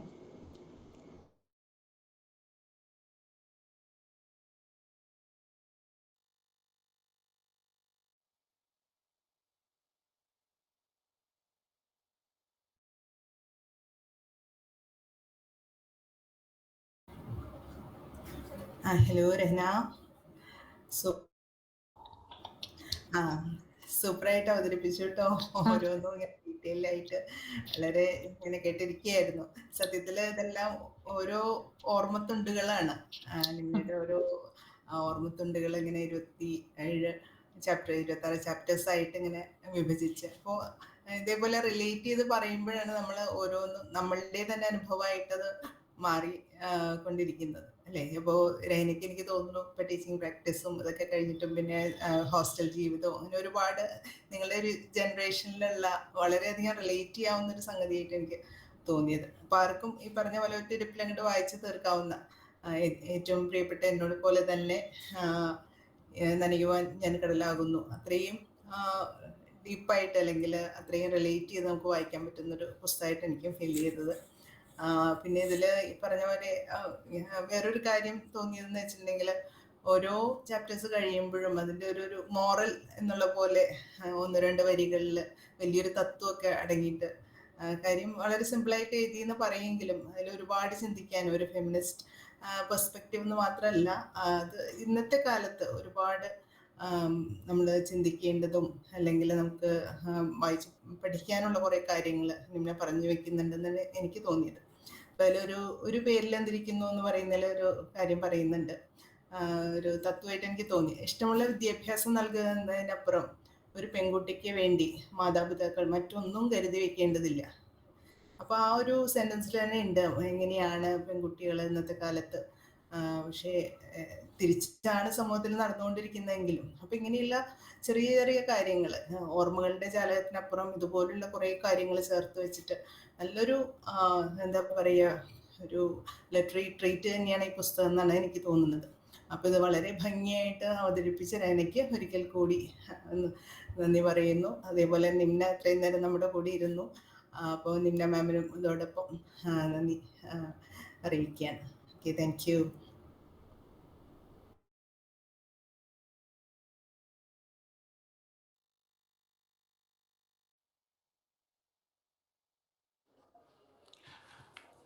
നമസ്കാരം മാഷെ, ഞാനൊരു മിനിറ്റ് എന്ന് പറഞ്ഞിട്ട് പോവാണ്. എനിക്ക് ഇപ്പൊ ആ പുസ്തകം എത്രയും പെട്ടെന്ന്, ഞാൻ ആദ്യം വിചാരിച്ചിരുന്നത് ഏറ്റവും പ്രിയപ്പെട്ട ഞാൻ വായിച്ചു കഴിഞ്ഞിട്ട് ഞാൻ കടലാകുന്നു വായിച്ചാൽ മതി എന്നാണ് ഞാൻ നനയുവാൻ കടലാകുന്നു വായിച്ചാൽ മതി എന്ന് വിചാരിച്ചിരുന്നത്. പക്ഷെ ഇപ്പോ രഹന ഇത് അവതരിപ്പിച്ചു കേട്ട് കഴിഞ്ഞപ്പോൾ ആദ്യം അത് വായിക്കണം എന്നുള്ളൊരു ആകാംക്ഷ തോന്നുന്നുണ്ട്. അത്രയേറെ ആഴത്തിൽ തൻ്റെ കൂടി അനുഭവങ്ങൾ ചേർത്ത് വെച്ച് അതുമായി ബന്ധപ്പെടുത്തിയിട്ടൊക്കെയാണ് രഹന അത് പറഞ്ഞത്. എനിക്ക് അതിൻ്റെ ഒപ്പം തന്നെ ഒരു കാര്യം കൂടി പറയാനുള്ളത്, രഹനയ്ക്ക് ഇപ്പോൾ ഈ അവതരിപ്പിച്ചത് ഇതിൻ്റെ ഒരു 4 ഇരട്ടി മനോഹാരിതയോടുകൂടി അവതരിപ്പിക്കാൻ പറ്റും. ഒരൊറ്റ കാര്യം രഹന ശ്രദ്ധിക്കുകയാണെങ്കിൽ, എന്നുകൂടി ഒരു കാര്യം കൂടി പറയണമെന്ന് സൂചിപ്പിക്കണമെന്ന് എനിക്ക് തോന്നി. നമ്മൾ ഒരു വാക്ക് പറഞ്ഞിട്ട് ഒരു പറയുമല്ലോ, കുട്ടികൾക്കൊക്കെ, കുട്ടികൾക്ക് മീൻസ് നമ്മൾ സ്കൂളുകളിൽ കാണുന്ന കുട്ടികൾക്കൊക്കെ ഉണ്ടാകാറുള്ള ഒരു ചെറിയൊരു പ്രശ്നമാണത്. നമ്മളങ്ങനെ അവതരിപ്പിച്ച് ആ ഒരു ഒഴുക്കിന് പ്രാധാന്യമുണ്ട് എന്ന് വിചാരിക്കാത്തത് കൊണ്ട് വന്നു പോകുന്നതാണത്. പക്ഷെ അതുകൂടി എടുത്ത് മാറ്റുകയാണെങ്കിൽ, ആ ഓരോ വാക്ക് അല്ലെങ്കിൽ ഒരു വാക്യത്തിൽ തന്നെ നമ്മളത് എന്തുകൊണ്ടാണത് വരുന്നതെന്ന് എനിക്കറിയില്ല. ഏറ്റവും സ്വാഭാവികമായിട്ട് വരണമെന്നുള്ളത് കൊണ്ട്, എഴുതി വായിക്കാത്തത് കൊണ്ട് വരുന്നതാണത്. അല്ലെങ്കിൽ ഇപ്പൊ പോയിന്റുകൾ മാത്രം, ഞാൻ വിചാരിക്കുന്നത് ഇങ്ങനെയാണ്, രഹന അവതരിപ്പിച്ചത് പോയിന്റുകൾ മാത്രം എടുത്ത് കുറിച്ച് വെച്ചിട്ട് ആ പോയിന്റുകൾ നോക്കി ഉള്ളിൽ നിന്ന് പറയുകയായിരുന്നു. അത് ഏറ്റവും മനോഹരമായിട്ടുള്ളൊരു ശൈലി തന്നെയാണ്. പക്ഷെ അതിനകത്ത് ഇങ്ങനെ ഒരു പോരായ്മ, അല്ലെങ്കിൽ ആ ഒരു രഹനയുടെ കണ്ടന്റിന്റെ ഒരു ആഴം പൂർണ്ണമായും ആസ്വാദകനിലേക്ക് എത്താൻ ആ ശബ്ദങ്ങൾ, അത്തരത്തിലുള്ള അർദ്ധവിരാമങ്ങൾ ഒരു തടസ്സമായതായിട്ട് എനിക്ക് തോന്നി. അതുകൂടി ഉണ്ടായിരുന്നില്ല എങ്കിൽ, അല്ലെങ്കിൽ അതിനെ കൂടി മാറ്റി നിർത്താൻ രഹനയ്ക്ക് ഭാവിയിൽ കഴിയുമ്പോൾ, രഹനയുടെ ഈ അവതരണം ഏറ്റവും മനോഹരമായിട്ടുള്ള ഒരു കവിത പോലെ ആസ്വാദകന് അനുഭവപ്പെടും എന്നുള്ളൊരു കാര്യം കഴിയുമെങ്കിൽ ശ്രദ്ധിച്ചാൽ നന്നായിരിക്കും എന്നുള്ളൊരു കാര്യമാണ് എനിക്ക് ശ്രദ്ധയിൽപ്പെടുത്തണം തോന്നിയത്. ആ അവതരിപ്പിച്ചതിൻ്റെ ആ ആഴവും അതിൻ്റെ ഒരു സമർപ്പണവും. ഇപ്പോൾ നിന്ന വിജയ് തന്നെ പറഞ്ഞല്ലോ, എൻ്റെ ഒരു പുസ്തകം 22 വയസ്സിൽ ഞാൻ എഴുതിയ ഒരു ചെറിയ കുട്ടി അതിനകത്തൊരു കഴമ്പുമില്ല എന്നുള്ള രീതിയിൽ പറഞ്ഞു പോയ ഒരു പുസ്തകം, അത് സാഹിത്യം പോലും അല്ല എന്ന് അവർ തന്നെ വിനയം പറയുന്ന ആ ഒരു പുസ്തകം, അത് വായന തന്നെ ഒരു ക്രൈമായിരുന്ന ഒരു കാലഘട്ടത്തിൽ ജീവിച്ചിരുന്ന അല്ലെങ്കിൽ പഠിച്ചിരുന്ന എനിക്ക് ഇത്രയും താല്പര്യത്തോടു കൂടി, ഇത്രയും ആത്മാർത്ഥതയോടുകൂടി, സമർപ്പണ ബുദ്ധിയോടുകൂടി ഇത് വായിക്കുകയും അവതരിപ്പിക്കുകയും അത് ആസ്വദിക്കാൻ വേണ്ടി ഇങ്ങനെ 10, 30, 24 എന്ന് മറ്റാണ് നിമ്ന മാം പറഞ്ഞത്. പക്ഷേ 24 അല്ല, ഞാൻ എണ്ണി നോക്കിയപ്പോൾ 30, 31 പേരുണ്ട്. അത് ഇന്നത്തെ ഒരു ദിവസത്തെ പ്രാധാന്യമാണെന്ന് എനിക്ക് തോന്നുന്നു. ആ ഒരു പുസ്തകങ്ങളോടും ആ ഒരു എഴുത്തുകാരിയോടും അതിൻ്റെ അവതരണത്തോടും ഒക്കെയുള്ള അത്രയും വലിയൊരു താല്പര്യം കൊണ്ടായിരിക്കാം അത്രയേറെ പേർ വന്നതെന്ന് തോന്നുന്നു. എന്താണെങ്കിലും അങ്ങനെയുള്ള അത്രയും പേരെ പിടിച്ചിരുത്തിയ, അവർക്കൊക്കെ ഇഷ്ടപ്പെടുന്ന രീതിയിൽ ഇത് ഇത്രയേറെ മനോഹരമായി വായിച്ച് അവതരിപ്പിച്ച രഹനയ്ക്കും ഒപ്പം ഒരിക്കൽ കൂടി ഈ പരിപാടി ഇങ്ങനെ ഏറ്റവും ജീവസുറ്റ രീതിയിൽ സംഘടിപ്പിച്ചു കൊണ്ടുപോകുന്ന സ്റ്റാഫ് കോർഡിനേറ്റേഴ്സ് ആയിട്ടുള്ള കൃഷ്ണകുമാർ സാറിനും ഹീര ടീച്ചറിനും ഇതിനെല്ലാം നേതൃത്വം കൊടുക്കുന്ന ബഹുമാനപ്പെട്ട പ്രിൻസിപ്പളിനും മറ്റ് അധ്യാപകർക്കും ഏറ്റവും പ്രിയപ്പെട്ട വിദ്യാർത്ഥി സുഹൃത്തുക്കൾക്കും നന്ദി, നമസ്കാരം. Thank you.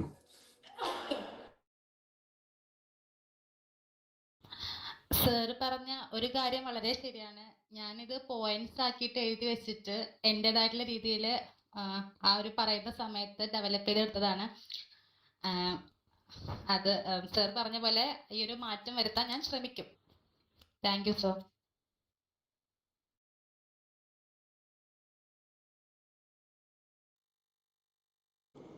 മറ്റാർക്കെങ്കിലും കൂടുതലായി എന്തെങ്കിലും കൂട്ടിച്ചേർക്കാനുണ്ടെങ്കിൽ ആവാം.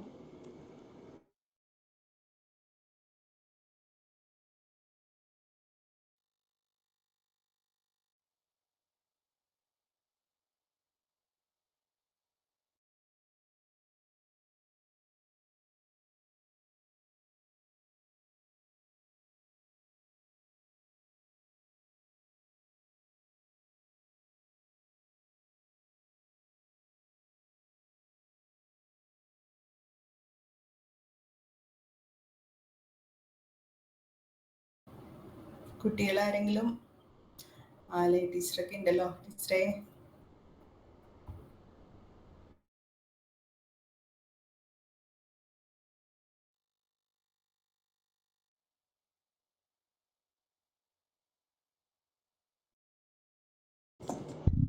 മാഷ് 2 വാക്ക് സംസാരിക്കുകയാണെങ്കിൽ. ആരും ഒന്നും പറയാനില്ല. നിമ്ന പോയതോടുകൂടി കുറെ ആളുകൾ ലെഫ്റ്റ് ആവുകയും ചെയ്തു. നമ്മൾ ഉള്ള ഗുണങ്ങൾ ആലോചിക്കുക. നിമ്ന അത്രയും തിരക്കും അസുഖത്തിൻ്റെ ഒക്കെ ഇടയിൽ ഇതിൽ പങ്കെടുത്തല്ലോ, വലിയൊരു ഭാഗ്യമായിട്ട് തന്നെ കണക്കാക്കാം. ഞാനത് പ്രതീക്ഷിച്ചില്ല കേട്ടോ, ഈ നിമ്ന വരും എന്നുള്ളത്. കാരണം അത്രയും തിരക്കുള്ള ഇന്നൊരു സെലിബ്രിറ്റി ആയിട്ടുള്ള ഒരു റൈറ്ററാണ്.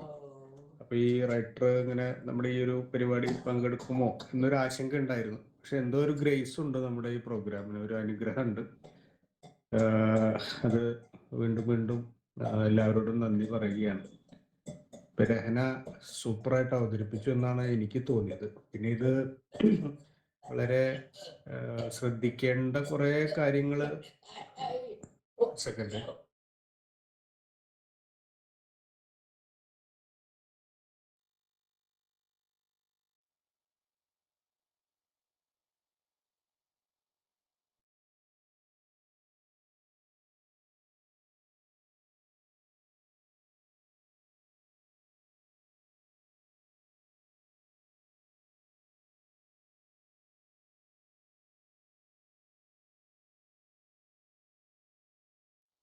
ഇടയിലൊന്ന് ചോദിച്ചോട്ടെ രേന, ഇത് എത്ര ദിവസം കൊണ്ടാണ് ഇത് വായിച്ചു തീർത്തത്? ശരിക്കും ഇതിന് ഒരു ദിവസം തന്നെ മതി. ഞാന് ക്ലാസ് കഴിഞ്ഞ് ഫ്രീ ആയിരിക്കുന്ന സമയത്തൊക്കെ കുറച്ച് ടൈം എടുത്ത് അങ്ങനെ വായിച്ചതാണ്. ഓക്കെ രേന, ഇടയിൽ ഒരു കാര്യം കൂടി പറഞ്ഞോട്ടെ, മാഷ അവിടെ എന്തൊരു തിരക്കിൽ പെട്ടുപോയി. അപ്പോൾ ഇതിൽ ഈ പറഞ്ഞ മാതിരി ഒരുപാട് അനുഭവങ്ങൾ ഇപ്പം എനിക്കും കുറേയൊക്കെ റിലേറ്റ് ചെയ്യാൻ പറ്റിയെന്ന് പറഞ്ഞല്ലോ.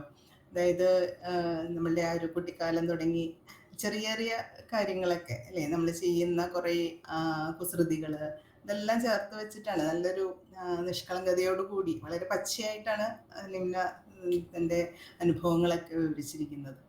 ഇതിൽ ഈ പറഞ്ഞ പോലെ ഒരു വാചകം എനിക്ക് വല്ലാണ്ട് ഇഷ്ടപ്പെട്ടൊരു സംഗതിയുണ്ട്. തനിയെ നനയുന്ന മഴകളിൽ വരുന്നത്.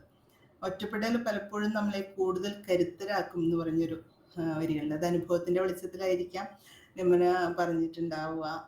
അതേപോലെ ഈ ഒരു ചെറിയ പ്രായത്തിൽ തന്നെ ഒരുപാട് അനുഭവങ്ങളുടെ ഒരു അനുഭവക്കൂട്ട് അല്ലെങ്കിൽ അനുഭവ സമ്പത്ത് ഉണ്ടായിട്ടുള്ളൊരു വ്യക്തിയാണെന്നുള്ളത് ഇത് വായിക്കുമ്പോൾ നമുക്ക് മനസ്സിലാവും. അപ്പോൾ അതൊക്കെ തന്നെയാണ് ഈ ഒരു ഓർമ്മക്കുറിപ്പിൻ്റെ ആയാലും എന്ത് എഴുതുമ്പോഴും അത് മറ്റുള്ളവരിലേക്ക് പെട്ടെന്ന് എത്താനുള്ളൊരു കാരണം അതാണെന്നാണ് എനിക്ക് തോന്നുന്നത്. കാര്യം നമ്മൾ വായിക്കുമ്പോൾ നമ്മൾ പിടിച്ചിരുത്തുന്ന എന്തോ ഒന്ന് നിമ്മിയുടെ കഥകളിലുണ്ട്, അല്ലെങ്കിൽ വാക്കുകളിൽ വരികളിലൊക്കെ ഉണ്ട് എന്നാണ് തോന്നുന്നത്. അപ്പം എല്ലാവരും വായിച്ചിരിക്കേണ്ട ഒരു സംഗതിയാണ്.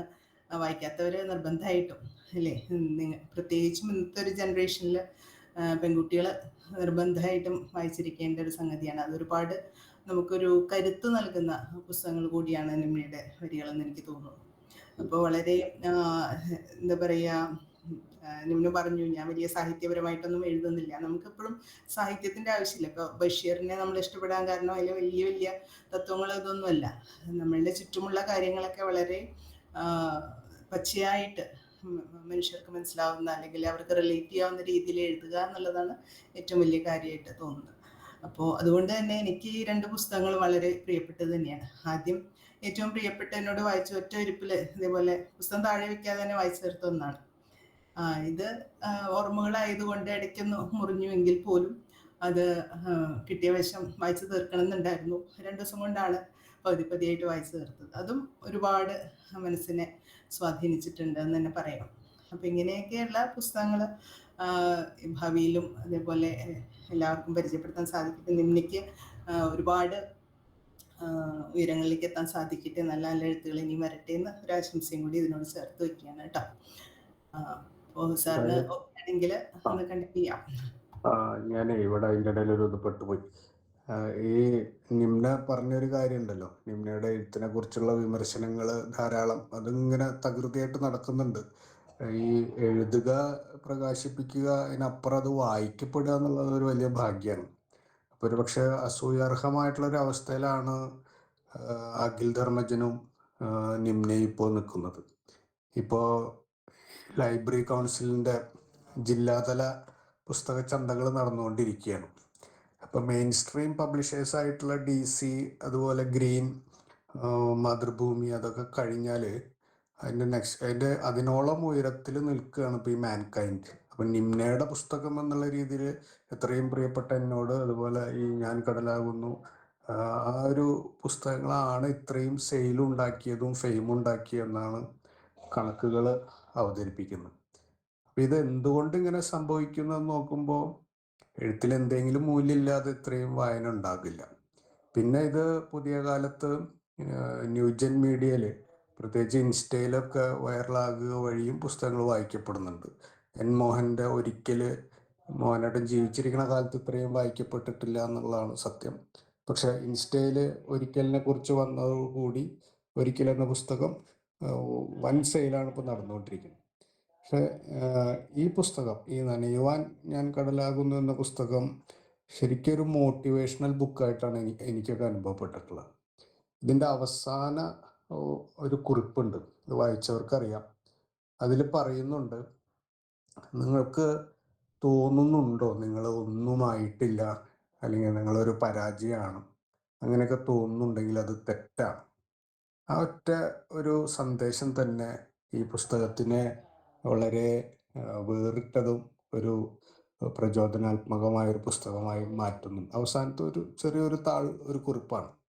അതേപോലെ തുടക്കത്തിലും ഇതിൽ ഒരുപാട് നമുക്കൊരു ഇൻസ്പയറിംഗ് ആയ രീതിയിലുള്ള കുറിപ്പുകൾ ഉൾപ്പെടുത്തിയിട്ടുണ്ട്.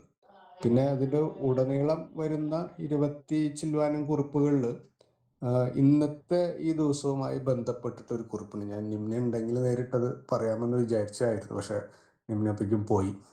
ഞാൻ ഈ നിമ്നയുടെ നാട്ടിൽ കോഴിക്കോട് യൂണിവേഴ്സിറ്റിയിൽ പഠിക്കുന്ന കാലത്ത് എൻ്റെ ഒരു സുഹൃത്ത് അവിടെ ഉള്ളിയേരിയിൽ ഉണ്ടായിരുന്നു. ഉള്ളിയേരി അടുത്താണ് നിമ്നയുടെ വീട്. അത് ഈ കുറുവാളൂർ എന്ന് പറഞ്ഞൊരു ഗ്രാമമുണ്ട്. അവിടെ ഒരു ശ്രീകൃഷ്ണ ക്ഷേത്രമുണ്ട്. ഈ ശ്രീകൃഷ്ണ ക്ഷേത്രത്തിൽ ഇപ്പം നമ്മുടെ ഈ വ്യാഴാഴ്ച വായനാഴ്ച നടന്നുകൊണ്ടിരിക്കുന്ന സമയത്തും വ്യാഴാഴ്ച ദീപാരാധന കഴിഞ്ഞാൽ ഒരു പായസ വിതരണമുണ്ട്. ഇപ്പോൾ അത് നടന്നുകൊണ്ടിരിക്കുന്നുണ്ടായിരിക്കും കുറുവാളൂർ ക്ഷേത്രത്തിൽ. ആ ദിവസം തന്നെയാണ് ഇപ്പോൾ നമ്മുടെ ഈ വ്യാഴാഴ്ച വായനാഴ്ച നടക്കുന്നത്. അപ്പോൾ ഈ പായസം വാങ്ങാൻ വേണ്ടി കുട്ടികൾ വീട്ടിൽ നിന്ന് പാത്രങ്ങൾ കൊണ്ടുവരും. അപ്പോൾ അതേ അനുഭവങ്ങൾ ചെറുപ്പകാലങ്ങളിൽ പലർക്കും ഉണ്ടായിട്ടുണ്ടായിരിക്കും. പായസം വാങ്ങാൻ വേണ്ടി പാത്രമൊക്കെ ആയിട്ട് പോകുന്നു. അപ്പോൾ ആ പാത്രത്തിൻ്റെ വലിപ്പം അനുസൃതമായിട്ട് പായസം കിട്ടുകയും ചെയ്യും.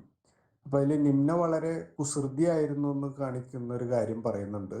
ഈ ദീപാരാധന കഴിഞ്ഞിട്ട് 3 പ്രദക്ഷിണം വെക്കണം. അപ്പോഴേക്കും ഈ പാത്രങ്ങൾ വെച്ചുകൊടുത്ത് ക്യൂവിൽ പോയി നിൽക്കണം. അപ്പോൾ ആദ്യം പായസം കിട്ടണമെങ്കിൽ ആദ്യമേ ചെന്ന് അവിടെ നിൽക്കണമല്ലോ. അതിനു മുമ്പ് ഈ പ്രദക്ഷിണം കഴിയും വേണം. അപ്പോൾ എല്ലാവരും സത്യസന്ധമായിട്ട് 3 പ്രദക്ഷിണം വെക്കുമ്പോൾ നിമ്ന എന്നുള്ള കുറുമ്പി എന്ത് ചെയ്യും, ഒരു പ്രദക്ഷിണം കഴിയുമ്പോൾ തന്നെ അതിന് സ്കിപ്പ് ചെയ്തിട്ട് പായസത്തിൻ്റെ ക്യൂവിൽ പോയി നിൽക്കുമെന്ന് പറയുന്നുണ്ട്. അങ്ങനെ പായസം ആദ്യമേ വാങ്ങി നിമ്ന വീട്ടിലേക്ക് പോകും എന്നുള്ളതാണ്. അപ്പോൾ അത്തരം ഒരു രസകരമായ സംഭവങ്ങളൊക്കെ പറയുന്നതിനൊപ്പം ഏറ്റവും അവസാനം പറയുന്നുണ്ട്, ഇത് ഈ കുറുവാളൂരപ്പൻ എൻ്റെ പരാതികളും പരിഭവങ്ങളും ആഗ്രഹങ്ങളൊക്കെ മൂളിക്കേട്ട് അതിന് പരിഹാരം കാണുന്നൊരു ദൈവമായിട്ട് അവിടെ ഇരിക്കുന്നുണ്ടെന്നൊന്നും നിമ്ന വിശ്വസിക്കുന്നില്ല. അതാണ് ഇതിലത്തെ ഏറ്റവും വലിയ സന്ദേശം. മനുഷ്യൻ്റെ എല്ലാ ആഗ്രഹങ്ങളും പരിഭവങ്ങളും മൂളിക്കേട്ട് അതിനൊരു പരിഹാരം കാണുന്നൊരു സങ്കല്പമല്ല യഥാർത്ഥ ദൈവം. പക്ഷേ ആ ക്ഷേത്രം, കുറുവാളൂർ ക്ഷേത്രത്തിലെ ഓരോ തവണയും അതിൻ്റെ പടികൾ കയറുമ്പോൾ മറക്കാനാവാത്ത ഒരുപാട് ഓർമ്മകളെയും മനുഷ്യരെയും ആ ആലും അമ്പലവും, ഈ കുറിപ്പിൻ്റെ പേര് തന്നെ ആലും അമ്പലവുമാണ്, ആ ആലും അമ്പലവും സമ്മാനിക്കുന്നുണ്ടെന്നാണ് പറയുന്നത്. വളരെ ലളിതമാണ് ഏറ്റവും സുന്ദരമാകുന്നതെന്ന് ബുദ്ധൻ പറഞ്ഞിട്ടുണ്ട്. ഇതിലെ പല കുറിപ്പുകളും ബുദ്ധ സങ്കല്പത്തിൽ എഴുതിയ പോലെയാണ്, മനുഷ്യനോട് ചേർന്ന് നിന്ന് എഴുതിയ പോലെയാണ് തോന്നുന്നത്. ഈ പുസ്തകം എല്ലാവരും വാങ്ങണം, വായിക്കണം എന്നാണ് പറയാൻ തോന്നുന്നത്. ഇടയ്ക്ക് പറഞ്ഞ പോലെ ജീവിതത്തിൽ ഇതുവരെ ഞാനൊന്നും ചെയ്തിട്ടില്ല എന്ന് പലർക്കും തോന്നാറുണ്ട്. എന്നാൽ ആ തോന്നലിൽ വലിയ അർത്ഥമില്ല എന്നാണ് നിമ്ന നമ്മളോട് പറഞ്ഞു വെക്കുന്നത്. അവസാനത്തെ താള് വലിയ പ്രാധാന്യമുള്ള ഒരു താളാണ്. നിങ്ങളിപ്പോൾ എത്തി നിൽക്കുന്ന അവസ്ഥ എന്തുമാകട്ടെ, ഇവിടെ വരെ എത്താൻ നിങ്ങൾ ഒരുപാട് പ്രയാസങ്ങളിലൂടെ കടന്നു പോന്നിട്ടുണ്ട്. നിങ്ങളെ കൊണ്ടാവും വിധം അതിനെ നേരിട്ടിട്ടുണ്ട്. സ്വന്തം സന്തോഷങ്ങളെ മാറ്റി നിർത്തി മറ്റുള്ളവർക്ക് വേണ്ടി എടുക്കുന്ന തീരുമാനങ്ങൾ ജീവിതത്തെ എത്രമാത്രം ബാധിക്കുന്നെന്ന് മനസ്സിലാക്കിയിട്ടുണ്ട്. സ്നേഹം കൊണ്ട് മാത്രം നമുക്കൊരാളെ ജീവിതത്തോട് ചേർത്ത് വയ്ക്കാൻ കഴിയില്ലെന്ന് തിരിച്ചറിഞ്ഞിട്ടുണ്ട്. പുതിയ പല മുഖങ്ങളെയും കണ്ടുമുട്ടിയിട്ടുണ്ട്. ചുറ്റുമുള്ളവരെ സ്നേഹിക്കാൻ കഴിവുണ്ട്. തിരിഞ്ഞു നോക്കുമ്പോൾ ജീവിതം തന്ന പാഠങ്ങളിൽ നിന്നും നിങ്ങൾ നിങ്ങളെ ഒരുപാട് മാറ്റിയെടുത്തിട്ടുണ്ട്. സ്വപ്നങ്ങൾ കാണുന്നുണ്ട്, അതിനുവേണ്ടി പരിശ്രമിക്കുന്നുണ്ട്. അതുകൊണ്ട് ഞാനൊന്നും നേടിയില്ല, തനിക്ക് വേണ്ടി ഒന്നും ചെയ്തിട്ടില്ല എന്ന് സങ്കടപ്പെടുന്നതിൽ അർത്ഥമില്ല. Yes, you are doing so well, you are more than just enough. ഇങ്ങനെയാണ് ഈ പുസ്തകം അവസാനിക്കുന്നത്. ഈ അവസാനത്തെ ആള് തന്നെ ഈ പുസ്തകത്തെ ഗംഗേമമാക്കി മാറ്റുന്നുണ്ട്. നിമ്ന വെറുതെ തള്ളിയതാണ് കൊള്ളൂല എഴുത്ത് എന്നുള്ളത്. എന്തായാലും രഹനയ്ക്ക് വീണ്ടും നന്ദി അറിയിക്കുകയാണ്. അതുല്യ ഗംഭീരമായിട്ട് ഇതിൻ്റെ മോഡറേറ്ററായിട്ട് വർത്തിച്ചു. വിശ്വാസിന് നന്ദി പറയുന്നതിന് മുൻകൂർ നന്ദി അറിയിക്കുകയാണ്. ഇതിൽ പങ്കെടുത്ത എല്ലാവരോടും സ്നേഹം അറിയിക്കുകയാണ്.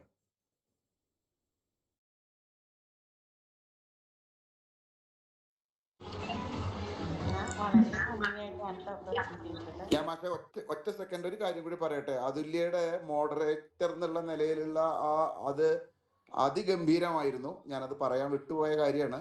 അത് പറയാതിരിക്കുന്നത് ഇപ്പം അത് പ്രത്യേകിച്ചും കൃഷ്ണകുമാർ മാഷ് അത് പറഞ്ഞു കഴിഞ്ഞപ്പോൾ അത് ഓർമ്മ വന്നതുകൊണ്ട് അത് പറയാതെ പോകുന്നത് വലിയ അപരാധമായി പോകുന്നുള്ളത് കൊണ്ടാണ് ഞാൻ രണ്ടാമത് പറയാൻ വേണ്ടി മാത്രം കയറിയത്. അതിഗംഭീരമായിരുന്നു. താങ്ക് യു മാഷേ. മറ്റാർക്കെങ്കിലും അഭിപ്രായം പങ്കുവയ്ക്കാനുണ്ടെങ്കിൽ പങ്കുവയ്ക്കാം.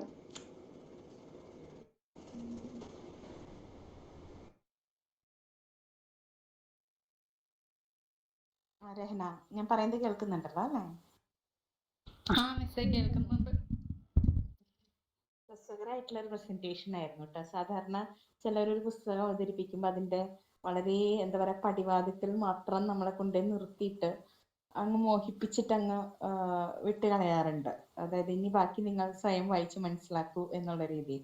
രഹന പടിവാതിലും കടന്ന് അങ്ങ് ഉള്ളിലേക്ക് കടന്നു ചെന്ന് കഥകളെ പറയുകയും അതിന്റെ ചില സന്ദേശങ്ങൾ പറഞ്ഞിട്ട് അതിന്റെ രസം എന്ത് എന്നുള്ളത് വായിച്ച് നിങ്ങൾ മനസ്സിലാക്കൂ എന്നുള്ള രീതിയിലാണ് അത് അവതരിപ്പിച്ചു പോയത്. പുസ്തകം നമുക്ക് വളരെ പരിചിതമായി എന്നുള്ളതാണ്. മാഷ് അവസാന ഭാഗത്തെ കുറിച്ച് പറഞ്ഞു. എനിക്ക് തോന്നുന്നു ഇതിന്റെ ആദ്യ ഭാഗത്തൊരു സമർപ്പണം എഴുതിയിട്ടുണ്ട്. മാമിക്കാണ് അത് എഴുതി വെച്ചിരിക്കുന്നത്. അതായത് ഒരു കുഞ്ഞു കുട്ടിയോട് ഒരു മാമി വന്ന് അവളുടെ കഥകൾ, അന്നത്തെ കഥകൾ ചോദിക്കുമ്പോൾ അവളുടെ ചുറ്റുമുള്ള ലോകത്ത് എന്തൊക്കെയോ അതിലേക്ക് കണ്ണ് പായിച്ച് അത് അറിഞ്ഞ് അത് പറയേണ്ടതാണെന്നും അത് ശ്രദ്ധിക്കേണ്ടതാണെന്നും അത് പറയേണ്ടതാണെന്നും അത് കേൾക്കാൻ ആളുകൾ ഉണ്ടെന്നുള്ളൊരു വിശ്വാസം ഒരു കുട്ടിയിൽ ഉണർത്തിയാൽ അവൾ സ്വന്തം ചുറ്റുമുള്ള ലോകത്തെ കാണുമെന്നും അത് ഗ്രഹിക്കുമെന്നും അത് പുറമേക്ക് ഉറക്കി വിളിച്ച് പറയാനുള്ള പ്രാപ്തിയിലേക്കും എത്തിച്ചേരും എന്നുള്ളൊരു സന്ദേശം അത് നൽകുന്നതായിട്ട് എനിക്ക് തോന്നി. പിന്നെ എനിക്ക് ഈ പുസ്തകത്തിന്റെ പേര് അത് എന്നോട് വളരെ ചേർന്ന് നിൽക്കുന്ന ഒരു പേരാണ്. എൻ്റെ പുസ്തകത്തിന്റെ പേര് നനയാൻ മറന്ന മഴത്തുള്ളികളായിരുന്നു. അപ്പോൾ അതും എന്നെ ഒരുപാട് ഈ പുസ്തകത്തിലേക്ക് അട്രാക്ട് ചെയ്തിട്ടുണ്ട്. പക്ഷെ ഈ ഒരു കുറച്ച് കാലഘട്ടം ഞാനും വായനയും തമ്മിൽ കാര്യമായ ബന്ധമില്ലാതെ നിൽക്കുന്ന ഒരു കാലഘട്ടമായിരുന്നു നാക്ക് പ്രമാണിച്ച്. എന്തായാലും ഇനി തിരിച്ചു വരുമ്പോൾ ഇത്തരം ഒരുപാട് പുസ്തകങ്ങളിലേക്ക് വീണ്ടും തിരിച്ചെത്താൻ പറ്റുമെന്നുള്ള പ്രതീക്ഷയാണ്. എന്തായാലും രഹന നമുക്ക് നൽകിയത് നല്ല രീതിയിലുള്ളൊരു വായനാനുഭവം തന്നെയാണ്. ഇനി അത് പൂർണ്ണമായിട്ട് നമുക്ക് സ്വയം വായിക്കുമ്പോൾ മനസ്സിലാക്കാൻ പറ്റുമെന്ന് തോന്നി. ഞാനിങ്ങനെ തൊട്ട് തലോടി ഏതാനും താളുകൾ മറിച്ചു വിട്ടതല്ലാതെ പുസ്തകത്തെ എനിക്ക് പൂർണ്ണമായി വായിക്കാനൊന്നും കഴിഞ്ഞിട്ടില്ല. അപ്പോൾ എന്തായാലും തീർച്ചയായിട്ടും പുസ്തകത്തിലേക്ക് സഞ്ചരിക്കുന്നതായിരിക്കും. രഹനയ്ക്ക് ഒരുപാട് നന്ദി കേട്ടോ. Thank you ma'am. പിന്നെ ക്ലാസ് ശ്രദ്ധിക്കുന്നുണ്ടെന്ന് മിസ്സിന് മനസ്സിലായി കേട്ടോ.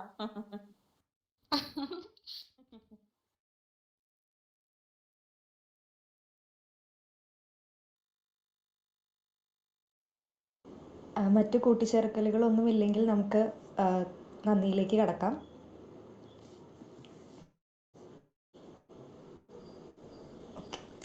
വ്യാഴാഴ്ച വായനാഴ്ച പ്രോഗ്രാമിൻ്റെ മറ്റൊരു അധ്യായത്തിൻ്റെ അവസാനത്തിലേക്ക് നമ്മൾ എത്തിയിരിക്കുകയാണ്. വളരെ മനോഹരമായിട്ടുള്ളൊരു സെഷൻ്റെ ഒരു അവസാനത്തിലാണ് നമ്മൾ എത്തി നിൽക്കുന്നത്. ഈ ഒരു ചടങ്ങിലേക്ക് നന്ദി അർപ്പിച്ച് സംസാരിക്കുന്നതിനായി 2ാം വർഷ B.Ed മലയാളം വിദ്യാർത്ഥിയായ ബിശ്വാസ് ബൈജിയെ ക്ഷണിക്കുന്നു. ഹലോ, കേൾക്കുന്നുണ്ടോ? കേൾക്കാം. എല്ലാവർക്കും നമസ്കാരം. ആദ്യം തന്നെ തിരഞ്ഞെടുത്ത പുസ്തകം അതിമനോഹരമായിട്ട് നമുക്ക് മുമ്പിൽ അവതരിപ്പിച്ച നമ്മുടെ രഹനയ്ക്ക് ഹൃദയം നിറഞ്ഞ നന്ദി പ്രകാശിപ്പിക്കുകയാണ്. പിന്നീട് ഈ പരിപാടിക്ക് എപ്പോഴും ഏറ്റവും സപ്പോർട്ടായിട്ട് നിൽക്കുന്ന നമ്മുടെ പ്രിയപ്പെട്ട പ്രിൻസിപ്പാൾ സുസ്മിത മിസ്, ഇതിന്റെ ടീച്ചർ കോർഡിനേറ്റർമാരായിട്ടുള്ള കൃഷ്ണകുമാർ സാർ, ഹീര ടീച്ചർ എന്നിവർക്കും നന്ദി പറയുകയാണ്. കൂടാതെ ഇന്നത്തെ ഈ പരിപാടി മോഡറേറ്റ് ചെയ്ത അതുല്യയ്ക്കും സ്വാഗതം പറഞ്ഞ സ്നേഹ ഐസക്കിനും ഇതിൽ പങ്കെടുത്ത എല്ലാ അധ്യാപകർക്കും കൂട്ടുകാർക്കും എല്ലാവർക്കും സാങ്കേതിക സഹായം നൽകിയവർക്കും എല്ലാവർക്കും നന്ദി പറയുകയാണ്. കൂടാതെ ഈ പരിപാടിയിൽ ഇന്ന് നമ്മളോടുകൂടെ പങ്കുചേരാൻ വന്ന എഴുത്തുകാരിക്കും ഹൃദയത്തിൽ നിന്നും നന്ദി പറഞ്ഞുകൊണ്ട് നിർത്തുകയാണ്. നന്ദി.